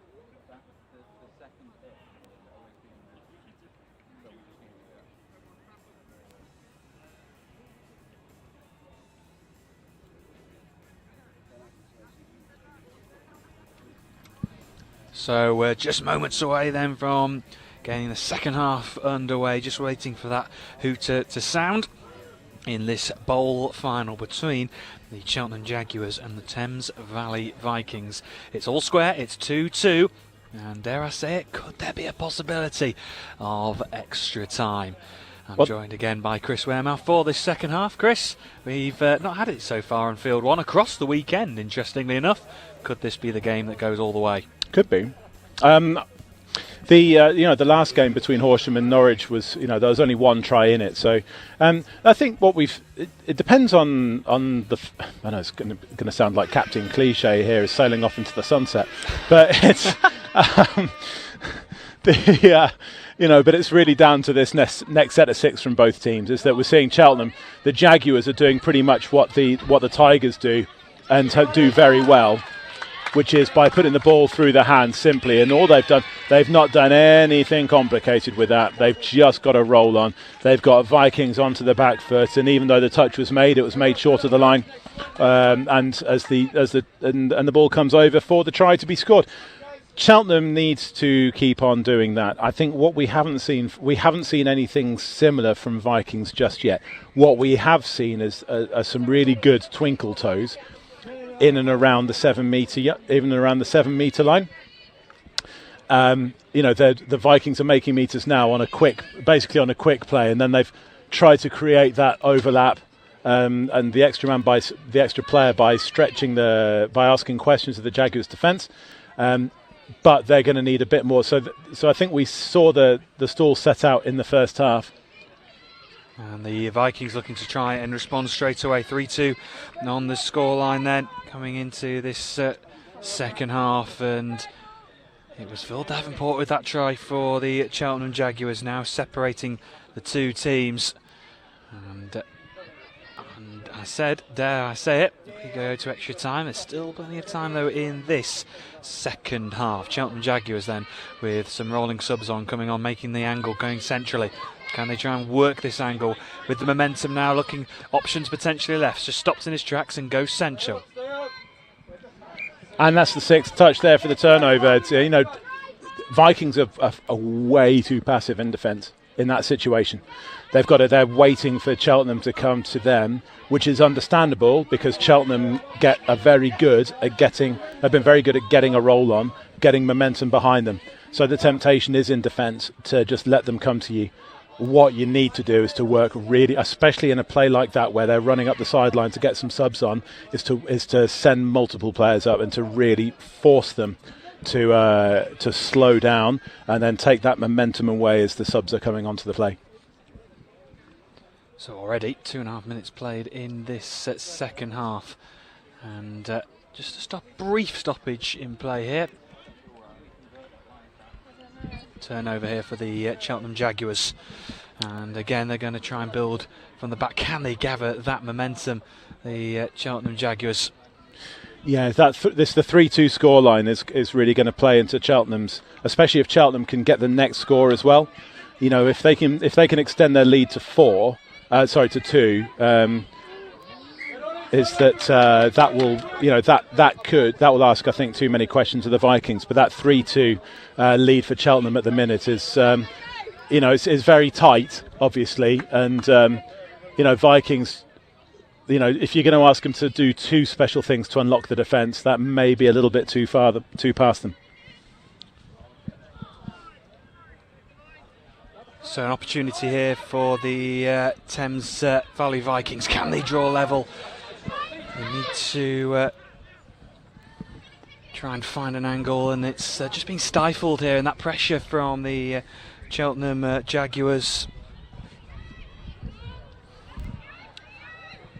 3-2 on the scoreline for the Cheltenham Jaguars, and they go over to the subs box trying to put the pressure on the Thames Valley Vikings. Good run here, good yardage made. Can they keep that momentum going? Can they open that 2-try advantage? Touch just comes in there just in the nick of time. James Mears just wanted to carry on that run. Yeah, that touch coming in from the Vikings 12, Michael Bolton, that really was one that was worth a decent hit or two. Singing from the rooftops about that one because he managed to get back to the 7. Oh, and just a loose pass. Jake Mears tried to feed in a pass to to James Mears. Tried to feed in the pass, and the Thames Valley Vikings have possession once again. Oh, fumble here. James Mears just fumbling on the ball, but turnover. And now here comes Jake Spencer, leaning off the ball, and Spencer will get it back. Lays it to his right. Good yardage made, and just allowing the Cheltenham Jaguars to make those yards, the Thames Valley Vikings. Cheltenham are doing absolutely nothing complicated. All they are doing is they're popping the ball off the floor to the front, just immediately around the ruck area, immediately around the play the ball area, and attacking the players who are making the touch, and then really forcing Vikings, like I said earlier on, to defend passively. Oh, and it was tried to be helped on there by Jake Spencer, but it didn't find the acquired target, and it's going to be a turnover here for the Vikings now. With just under 5 minutes to go, every attacking phase is really crucial there. They try down, fresh faces come on, and they try and make the difference over halfway. Stoppage here though from the ref.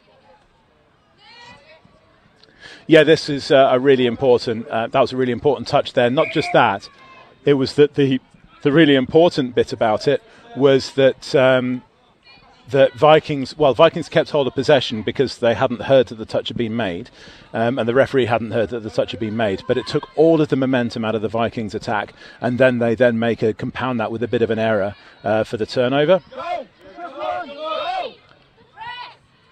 So just under 4 minutes remaining here in this bowl final, the penultimate game of the Development Touch Series. Cheltenham Jaguars looking to try and do the first part of the double for Cheltenham here in Oxford. Can Thames Valley Vikings stop them though? But another try for the Jaguars would put them one hand on the trophy. That was Vikings' best defensive couple of touches in the half so far, because what they did is, they spotted that Cheltenham had the momentum taken out of their attack. They get into their faces, everything stays very, very slow, and then you force the mistake coming out, and now all of a sudden they've got a roll on. And the Vikings have the opportunity now to try and come forward, although it seems to be a bit stop-start though. Can they go off left? There's maybe a bit of space to try and work with, although again the Cheltenham Jaguars, it was almost hunting in packs there in twos to really almost push the Vikings out of play. Again, this is going to be one of those easy to say from the sideline moments, but it's one of those situations where the link is then going on one of those arcing runs you could really do with the winger coming on the inside on a switch play, because the link, as soon as they start on that arcing run and they start dragging their opposite player with them, you're going to take two players out, because you're going to take that link out and that winger out in defence by having a switch player come on the inside. And that way you can keep the ball alive and also keep some space going for yourself. So Leonard Mullane just concedes possession here to the Vikings. Can the Vikings have one final push? 2 minutes remaining. Just give it every ounce of energy that you have. The final 2 minutes of the Development Touch Series, and this bowl final is going all the way right down to the last. Can the Vikings send this to extra time? There are shouts of support from the touchline. Looking to go right. Have they found that space? Or has the touch just come in? Yes, it has. 6th touch, so turnover for the Jaguars. And in this stage of the game, with 90 seconds remaining, Chris, this feels like it's all about just game management, getting through it, taking the 6 touches and getting yourself up the other end of the field. Yeah, if you're Cheltenham, I mean, yes, you want to put some pace on it, but it doesn't matter so much if you don't make up the 6, and as long as you're taking a good minute or so off the clock to go through your phases, because then you can trust your defence to shut things down. The thing is that Vikings just haven't been able to unpick the defence in the same way that they were able to do in the first half.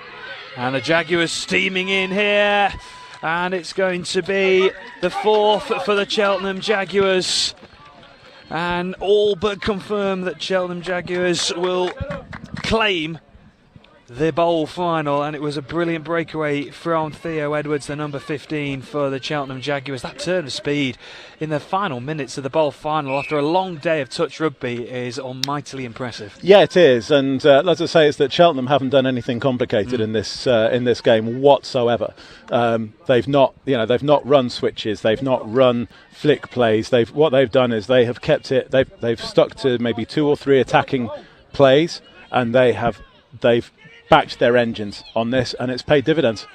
Certainly has, as the Vikings look to try and add another score before the final hooter. Only seconds remaining in this bowl final, and the Cheltenham Jaguars will be just wanting to run down every second they have. Here is the bowl final, and it's going to be another break on here. The Cheltenham Jaguars are going to finish this bowl final off in style.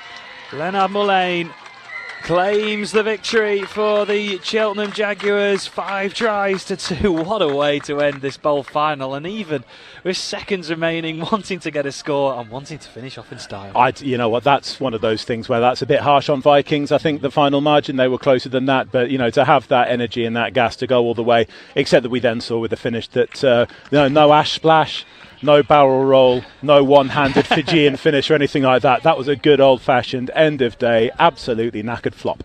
It certainly was, and it is the Cheltenham Jaguars who claim the bowl final. 5-2 victors over Thames Valley Vikings. It was a game that was really evenly matched for a while, and in the end, just that final bit of energy, that final ounce of adrenaline has seen them through. And it is the Cheltenham Jaguars who win the bowl final, and they'll be hoping that their counterparts, the Cheltenham Tigers, will be able to claim the cup final, which will be coming up shortly.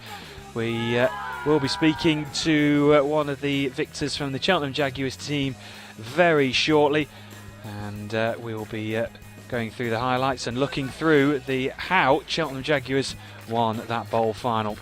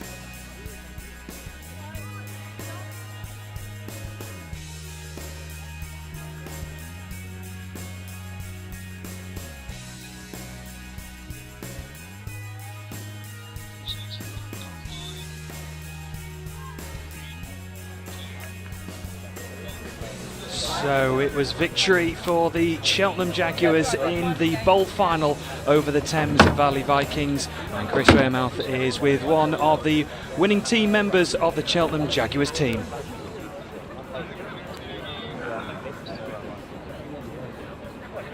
Sun's come out. Yeah, this is what I go to. How strong is Let's look at positive relationship. One thing at that last game, and even in that second half, the so let's just focus on that. Split, back, and the person who substitutes, don't just automatically pass, just make sure they what's going on there. Accentuate that one thing with that.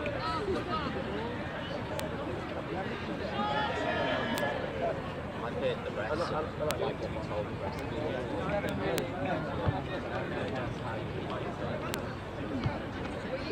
No, I was just going to have one.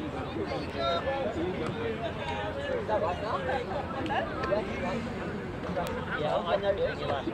Love it. And we love it when players get more of that. Oh, yeah. I'm going to miss it. Carry comments on tonight. 100%. Yeah, that makes sense. Actually, that works for me most of the time. Hopefully it's great. Hopefully it's great.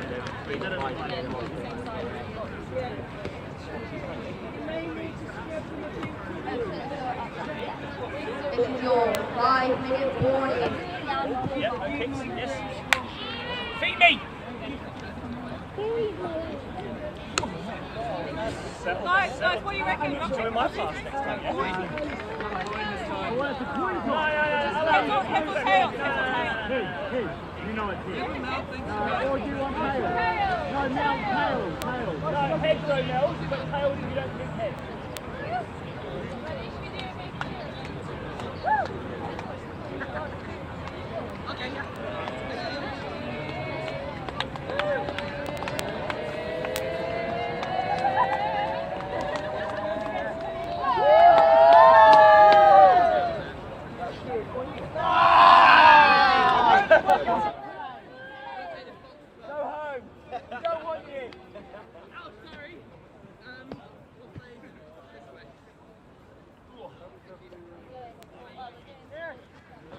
Imagine they swap our box now. No, they wanted that because they were already over there supporting their team. Is that why we wanted it? Yeah, didn't want to be a dip to throw them out, yeah. You had one job, Mel, 50-50. Fuck's sake.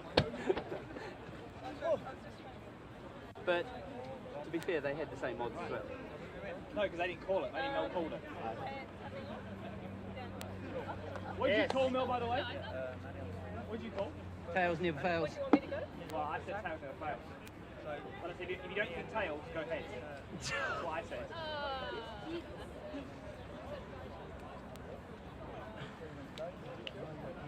Galaxy, bring it in. And you do realize that wasn't for tap-off, that was for the game. First of all, you've got to be incredibly passionate about the sport and put a lot of time and effort in to raise awareness and create enthusiasm and a buzz around your touch club. Number two, it has to be fun. You get, one chance to make a first impression, and when people come, they've got to feel that they're having a good time, and it's all inclusive. And the third thing now, I would say, is you've always got to be promoting, and you've definitely got to look at social media. We are exploring Facebook ads, and we're promoting like mad all the time. Get as many people involved as possible, give them the opportunity to play, and give them the opportunity to enjoy it. We started out and it was just all about having fun to begin with, and once been playing for a year or so, that's when we really decided to take things on to the next level. I think it's just having patience. It's not going to come overnight. If you can keep your senior players engaged, as well as constantly looking to develop and introduce new players, because you're always going to get players who leave for one reason or another. Having that conveyor belt of talent to come through is really helpful. You just got to work hard, and it will pay off in time. From a point of view of growing the sport, bringing as many children down with their parents and getting an all-inclusive, fun environment that anybody can have a go in, and focus on that of building the baseline of as many players as you can. Don't worry about trying to go through the ranks and put the best team out there. I think build from the base upwards. So I'd say to keep your competitive side and your social side. Don't go too much down one avenue of having solely one or solely the other. With the social side, your performance side always sort of flourishes with this, and also vice versa. It's always good to have the competitive side and part of it knowledge on your social side. Keep the player base interested. It's not all about, right, I want us to get from A to B, and we're going to do it with these steps. We're going to coach this and then this and then that. Keep it a bit fluid. Like, you don't always have to start off with loads and loads of drills, get people into playing touch, and you can just play rugby, netball, something simple. Just get people used to handling a rugby ball. Not everybody has come into this sport playing lots of rugby. They may not have the same hand-eye coordination that others have. Just get everyone onto a level with some more casual games.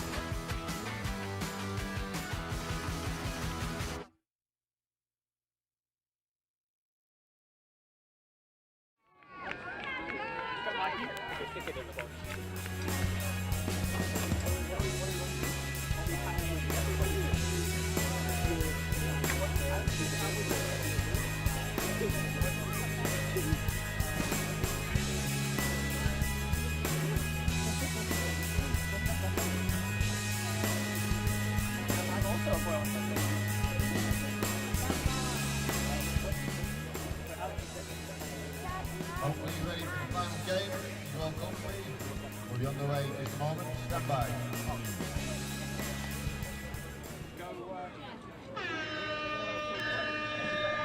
So here we go then, ladies and gents, the final game of the weekend, the final game of the day in the DTS series, and it is the cup final between Cheltenham Tigers and Galaxy London. And it's the Galaxy London who are going to get off to the perfect start inside the first couple of seconds in the first half. And what a start to this cup final, the final ounce of energy that these teams have got to give, and Galaxy London, best start. Yeah. You always want to start early, don't you?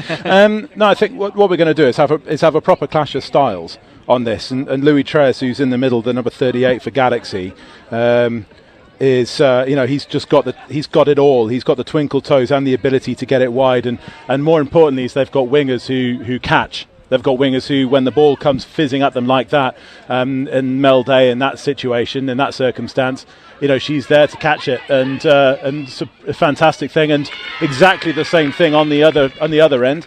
The importance of wingers in two plays. the importance of wingers who can catch, who work on their core skills. Mel Day for Galaxy to open the scoring, and that was Niamh Corrie, who's finished that one off as well, and that was another fizzing pass. I love the fact that it's dry. Yes, it's going to create a really, really hot game, and this opening minute has produced 2 tries, one apiece. What a start to this final, and what a climax to this weekend we've got in prospect. And Galaxy London wasting no time to see if they can try and respond, and trying to flick that ball out from beneath them, just trying to fizz it out there, but not on this occasion. Already straight away the Cheltenham Tigers advancing forward. Ollie Sills is driving forward, and here is Eleanor Moss, but she's been stopped in her tracks. Turnover here for Galaxy London, and the cheers on this near side. We were listening in before the start of the game, and the togetherness and the key word they kept on using, Galaxy Touch London: have fun. Yeah, have fun. Yeah, that's very much how they've approached this development NTS. They've got a couple of players who have been used to playing at the elite NTS level. Mike Rowe's one of them. Eric Williams, the 23, who's the man in possession now, and who's just scored and just darted around the outside. Louis Tres is another, but what they've done is they've built around those guys, and it's players who were not normally players at that level, and they've been given a chance to shine as well, and the team's been built around them. I think I've been watching a couple of their warm-ups, and that has been it's been really good to see them be able to count up to 5. Yes. And count up to 6 on their warm-ups. Absolutely, and here come the Cheltenham Tigers. Is it going to be end-to-end scoring? It's set to be a really fascinating match, and Isilla goes for this corner, but it's just not going to reach Niamh Corrie. We've had a couple of the Cheltenham Tigers players in the commentary box today, and the key thing I've been hearing throughout the day from Isilla and from Ellie Moss is that they want to finish strong, they want to finish on a high. They've reached the cup final before, and they want to try and win it again. They won it in round 1, beating the London Vipers in Banbury. They want to try and win it in Oxford. They are going to be confirmed, and they are confirmed as the overall league winners of the DTS, but I'm sure, Chris, they'd love to finish with 2 cup winners medals under their belts. Yeah, and especially with Jaguars having just won the bowl final, which we saw a few minutes ago. I think what's really interesting on the Galaxy's defensive side, and I'm not just sure if it's because it's just how the subbing's worked out, but Mel Day, and all of a sudden now Cheltenham have got an overlap here on their left-hand side. Louis Tres there on the defence on Ollie Sills. It's not just his twinkle toes in attack, but that just burst of acceleration just to shut down Ollie Sills. What we've seen from him over the course of the day today is his ability just to scythe through around that middle area. But you need somebody who's got speed to be able to shut that down. What I was going to say is that we've seen on this side is Mel Day, who scored on that on that right hand side for Galaxy, is now defending Niamh Corrie on this side. So they've got a slightly more experienced winger up against somebody who's already scored one and come close to scoring another, only for the pass to Dana. So we'll see if that's just a way that they're rotating their wingers around. But if that carries on, as we see with Marcus Green, I think it's not Marcus, but there's good acceleration around the middle. Yeah, it was Marcus Evans, sorry, for Cheltenham.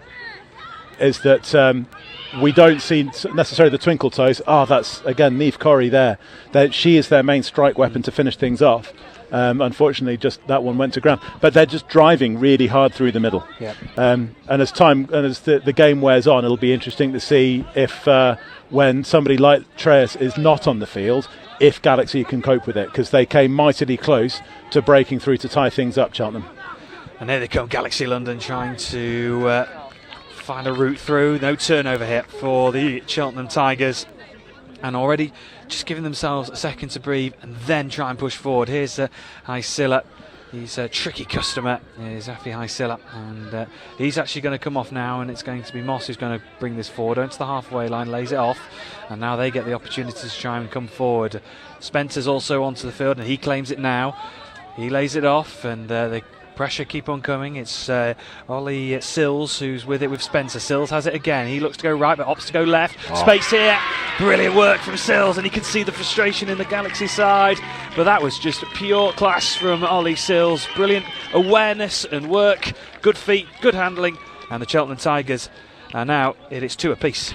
I would love to know if he called that on the field in terms of to go, let's take Treyas out of the defensive game, because what they did is they could see. So if he could actually see that Treyas was defending in the Galaxy left mid channel, so they then attacked the right, they took the left, they took Treyas out, and he scooped and went against the player who could cope with it least, and it paid dividends. And fling pass out to Melday on this near side. It's over her head. Just too much fizz in it. And I know we talked previously earlier in the day, Chris, about those passes with the spin, but of course the conditions favouring it a little bit more now that you could do that. Yeah, and the other important thing is to not just that, but you've also need to have players in the middle who've got the ability to do that. And what we've got really well, is our players on both teams who can do that. Lily Turner now takes over proceedings with Eric Williams to her left. Williams just dancing a bit left to right, trying to find an angle. Williams has it again. He gives it back to his teammate. Oh, and the slip there in that slight boggy patch that has caused a few issues. A bit of a smile, a wry smile from Treyas, and he has it now back again. He is one of the key players for this Galaxy side. Turner gives it back to him, and now he flings it out wide. Melday, does she collect it? She collects it really well. And it's going to be a score for the Galaxy London. Well, that was all round some really high quality touch rugby. That was a tough one for Melday. Took it well though. She did. She had one previously that sailed over into Wiltshire a couple of minutes ago, and that one was absolutely on the money from Treyas after having slipped, as you say, and to really back what they're going to do. How that's going to play out potentially is Niamh Corrie's, or whoever's defending on that side, Niamh Corrie in this stage, is going to have to, as we see Cheltenham tie things up again. You know, so that's a really good attacking play for Tigers, obviously because they scored. But what just to go back to the Galaxy score is that Tigers are going to have to start defending a little bit wider to nullify that threat. But then that's all that's going to do is to open the play up for Williams, for Rower, for Treyas, for players like that to then go through the middle. And here is that man, Williams. Libby Turner is in support. Turner makes some good yards. Spencer makes the touch. Galaxy's setup is really interesting on that, and that's Galaxy's setup on the attack from the tap off. Is they have a female player and a male player going through the mids, and so they're lining up with a male link on either side, which is, I'm not going to say it's unusual, but what they're doing is they're then eyeing up where the mismatches are going to be, and you could see Treyas coming from their left to the right, which would have then been up against the Tigers' left female link and trying to create a stepping mismatch. It is one of those things in touch when you have 3 players against 3. It's going to be, what a pass from Ollie Sills. What a pass indeed. Oh, just on the line the touch comes in, and it was a really good take actually on the wing. It was a high swirling ball that was taken well, but that final touch just on the line just prevents them from taking the lead just before the break. We are seconds away from the end of this first half in what has been an end-to-end pulsating cup final, the final game of the weekend. I don't think we could have asked for much more, Chris, in this first half. It's been massively high calibre. I've been very, very, we talk all the way through the day. We've had people talk about the consistency and the level of the top end of the development NTS, and it's really living up to that between these 2 fantastic teams. It certainly is. It's 3 apiece in the cup final between Cheltenham Tigers and Galaxy London. Myself and Chris will be back for the second half after a brilliant first 10 minutes in our final game of the weekend. Nice ball, Rafi, nice ball. That's a great ball.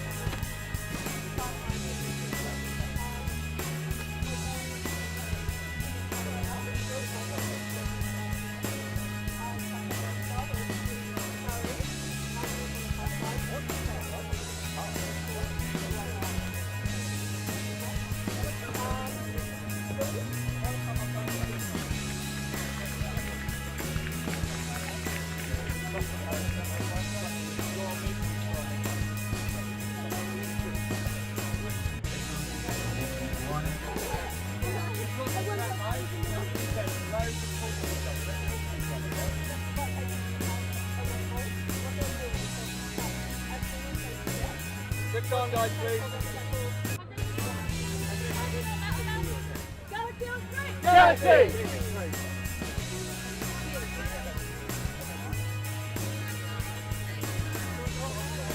Let me go on.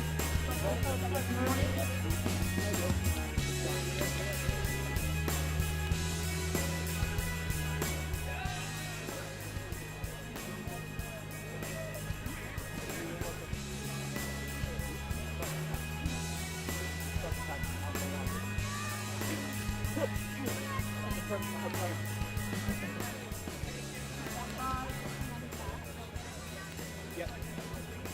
Alex, you're latching, yeah? You're first on.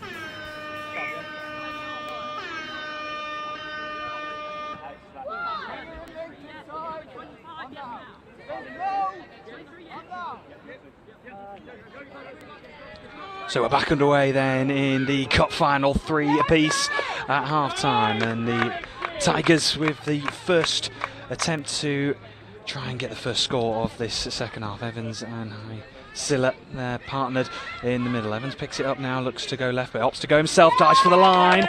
Oh, what a touch that was from Eric Williams on the line. That was the 6th. A really important last gas touch from Williams on the line.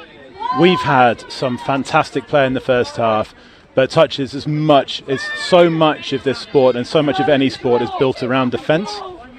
And that situation there, Galaxy were really hot on shutting down Tigers, and it's really important now. I mean, it goes without saying that they do the same thing. Go right, not this time. There was Nicola Clark on the right side, and we had G. McDonald, of course, was he's the men's 40s coach, and he was saying that in his work he always appreciates and works on the defence more, and he says that the defence almost sets up the attack as much as anything. Yeah, it's it goes without saying that the fewer points you concede, the easier it becomes to win, doesn't it? It then also becomes a lot about game management and character as well, in terms of when you do get those one or the one try leads in those really close games. It's just such a pity that Ollie Sills didn't have a runner on his shoulder just to finish that off, but we've had 2 sets of the error count's actually been relatively low. I mean, this is the best thing about this game, and the dry conditions, and the pitch has dried up beautifully, even though the grass is still long. These are perfect conditions now for touch. Williams now in the centre, gets the touch, and he lays the ball off. Williams partnered in the middle. He's alongside Matthew Atkinson, and now here's Michael Rower. Williams linking up in the centre. Lots of these players are very familiar with each other from the England High Performance Programme in and around the men's 40s and men's 45 squads, and senior mixed. Mike Rowe and Ollie Sills, I think, were both in the senior mix for the World Cup, and or certainly have been in the in those as teammates for that. So they know each other's games inside out. Here is Eric Williams now, experienced player in this Galaxy London side, and Rowe looks to go for the line himself. What a touch indeed.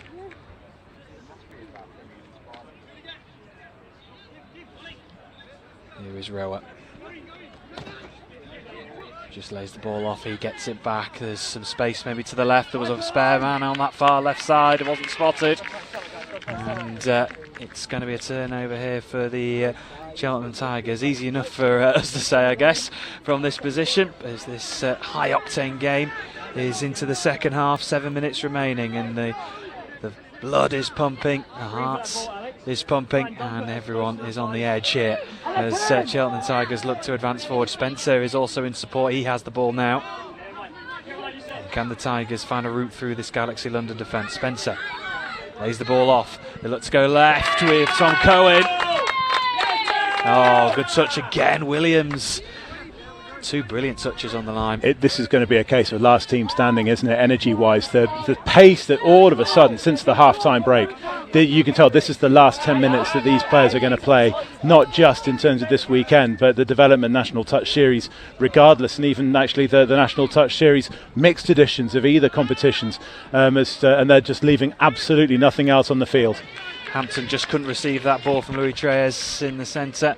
And we saw Michael Roa come over to this technical area with a smile to us, and they're giving every ounce of energy they have left, these two sides, and they're giving us a wonderful cup final. And the Tigers look to try and advance over the halfway line.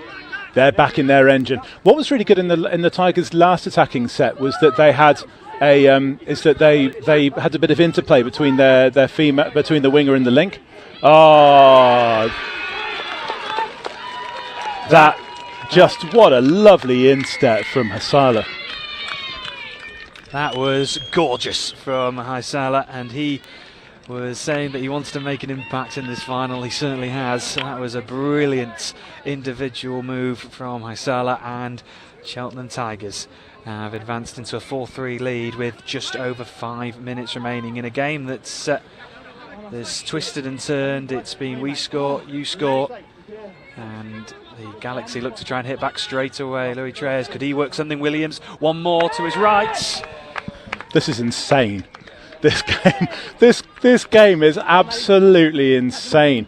Both in terms of the skill, we've seen the try at the other end with the little sidestep to freeze the defence, and then at the other side we've seen exactly the same thing, but then also the quick hands, and more importantly the patience to not fling anything unnecessarily. That was not a 50-50 offload, that was an 80-20, and to tie things up. Well, Haisala, he got the score for the Tigers to put them ahead, but he's made an error there, and it's given Galaxy London the chance, and everyone, the adrenaline levels are so high here. Williams making a good few yards. Coming forward now, here is Hampton. Hampton just lays the ball off, they keep coming forward, the Galaxy just pause slightly. Williams though uses experience and just takes a bit of time. Here is Hampton and Williams. Williams looks to go left, he fizzes the ball wide, Mel Day's there, and Day takes it. Has the ball slightly gone forward, or is this going to be confirmed as a score? It is! Well, Williams and Mel Day linking up brilliantly there again, Chris. And Marcus Evans is, he thought that pass went forwards, but sometimes the pass can go. It's one of those momentum things with the ball, isn't it? That it can just drift forward after having gone backwards.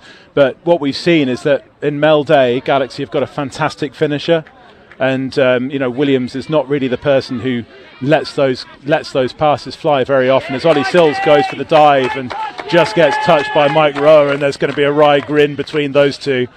Oh God, it's going to be one of those. I've got my eyes on you. I know what's coming. It's this. What can you do to deal with this?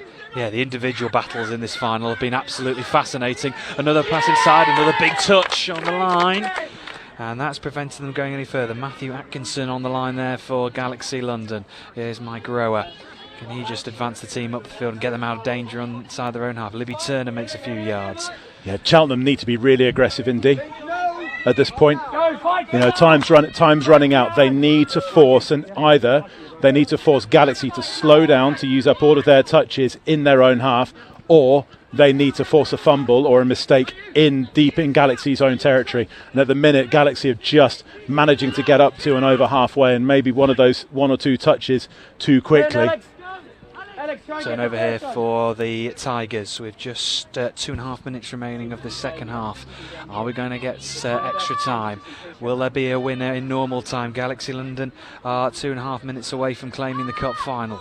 Yeah, it's just slowed down at the crucial moment from Cheltenham with the players coming onto the field. Yeah, Cowan there with Haisala, who's joined him into the middle with Evans. Evans looks to go right, but opts to go left into the centre now. Haisala takes over. He looks to go right. Oh, the pass is just in front. And with the minutes and the seconds ticking down, and of course this being a 10-minute half, the chances need to be taken when the clock is in the final few stages. Oh, Williams using all the experience. Can he speed away? Hysilla's chasing after him. Williams gets the touch. He just gave everything he had to try and get as far up the field as he could. It was brilliant from Williams, and he takes charge again. He gets the second touch. Williams again. Livy Turner takes over now. Eric Williams is slowly working his way across the field to get off. Signalling, please. I've given every ounce of energy they've had, and Rower now charges onto the field. Can Galaxy London finish this game on style? What a pass! Mel Day takes it, sidesteps right. But goodness me, it's going right down to the wire still. Fifth touch, Rower now. You get the sense that one now is going to kill this. You really do. Oh, what another vital touch that was. This time it was from Cowan. And we move into the final minutes. This is a crucial penalty that Galaxy, or potentially crucial penalty that Galaxy have given away there. They threw the ball away after the final touch, and it's moved Cheltenham 10 metres further up the field. Now they're going to need to get a roll on now. They need to start straight trucking it, back their processes, back what they've done. What they've done is it's started to slightly break down a bit. I know it's fatigue at the end of the day, but what they've been doing over the course of the day is they've been straight trucking it through the middle. And when Galaxy have got players who are kind of shifting a little bit to the left and a little bit to the right, is that instead of still backing themselves, the Tigers, and this is the play that's going to decide it. Here we go, final play. Oh, and it's dropped. And on our scoreline, it's Galaxy London 5. Cheltenham Tigers 4, but there's a few looks of just wanted to double check. Oh, we've got Galaxy up by 1. Yeah, we've got the referees, calling it by Galaxy by 1. And what a fancy that was! If you want a final to wrap up a weekend and wrap up an entire competition, you couldn't do much better than that. Everyone was on the edge. It was a brilliant cup final. What a way to end the weekend, and what a way to round off the DTS series with a brilliant cup final that Galaxy London have claimed. And that means that Galaxy London have won 2 out of the cup finals. 2-2 for the Galaxy London in the DTS series. Lots of brilliant individual performances. Eric Williams and Mel Day, the experienced duo. And it was a fantastic performance from Galaxy London. And look at this, brilliance at the end. The two teams coming together, celebrating their success of reaching the final and culminating in a brilliant final game of touch rugby here at Oxford. And we will have an interview with one of the winning team members from the Galaxy London side. And it's been a brilliant end to the day as the two teams just share their experience together. But what a victory it has been for Galaxy London. And we'll go to a couple of replays from the game before we have a word with one of the winning team members of the Galaxy London side.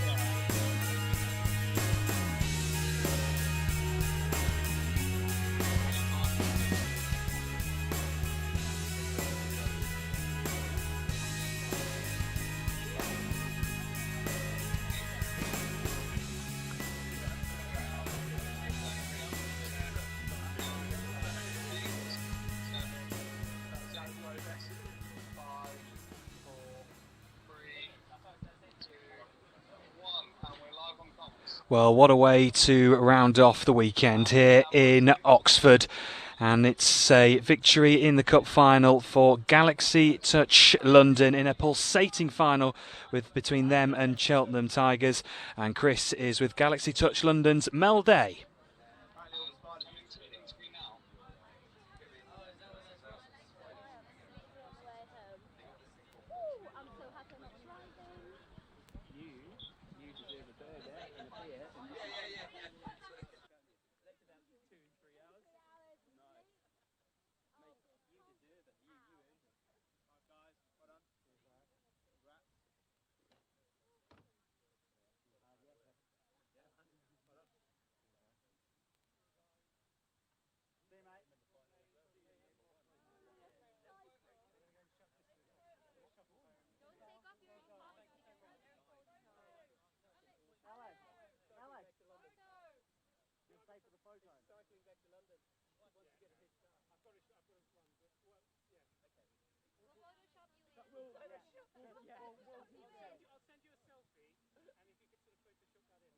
Okay. We'll use that WhatsApp picture of yours as a baby. Yeah. We'll use the grinder one. Yeah, but how do you know about that? Good question.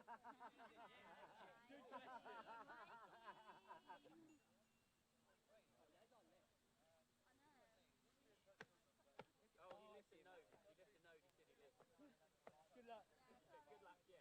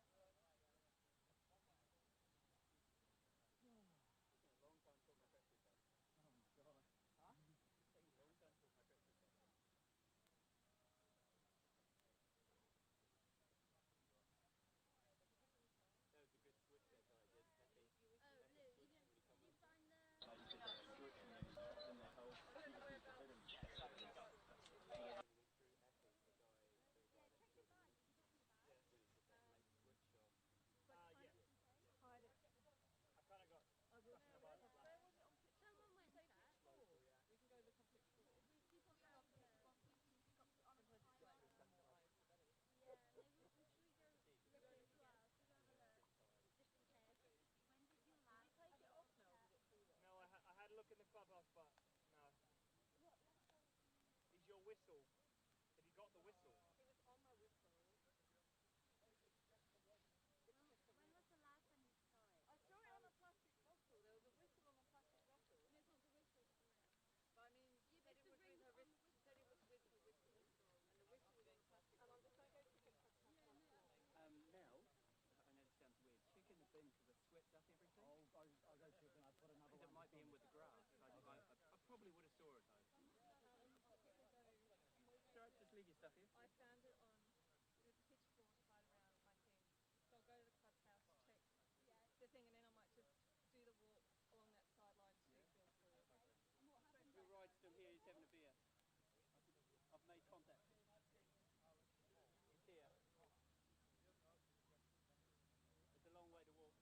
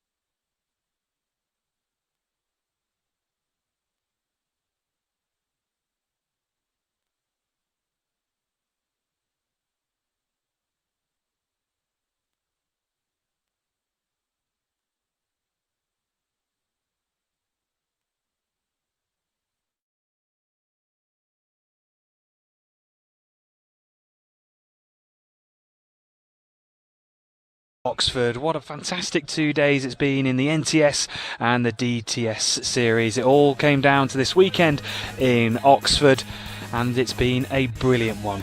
And from all of us here at England Touch, we hope you've enjoyed it as much as we have covering it. Thank you very much for watching, and we'll see you next time.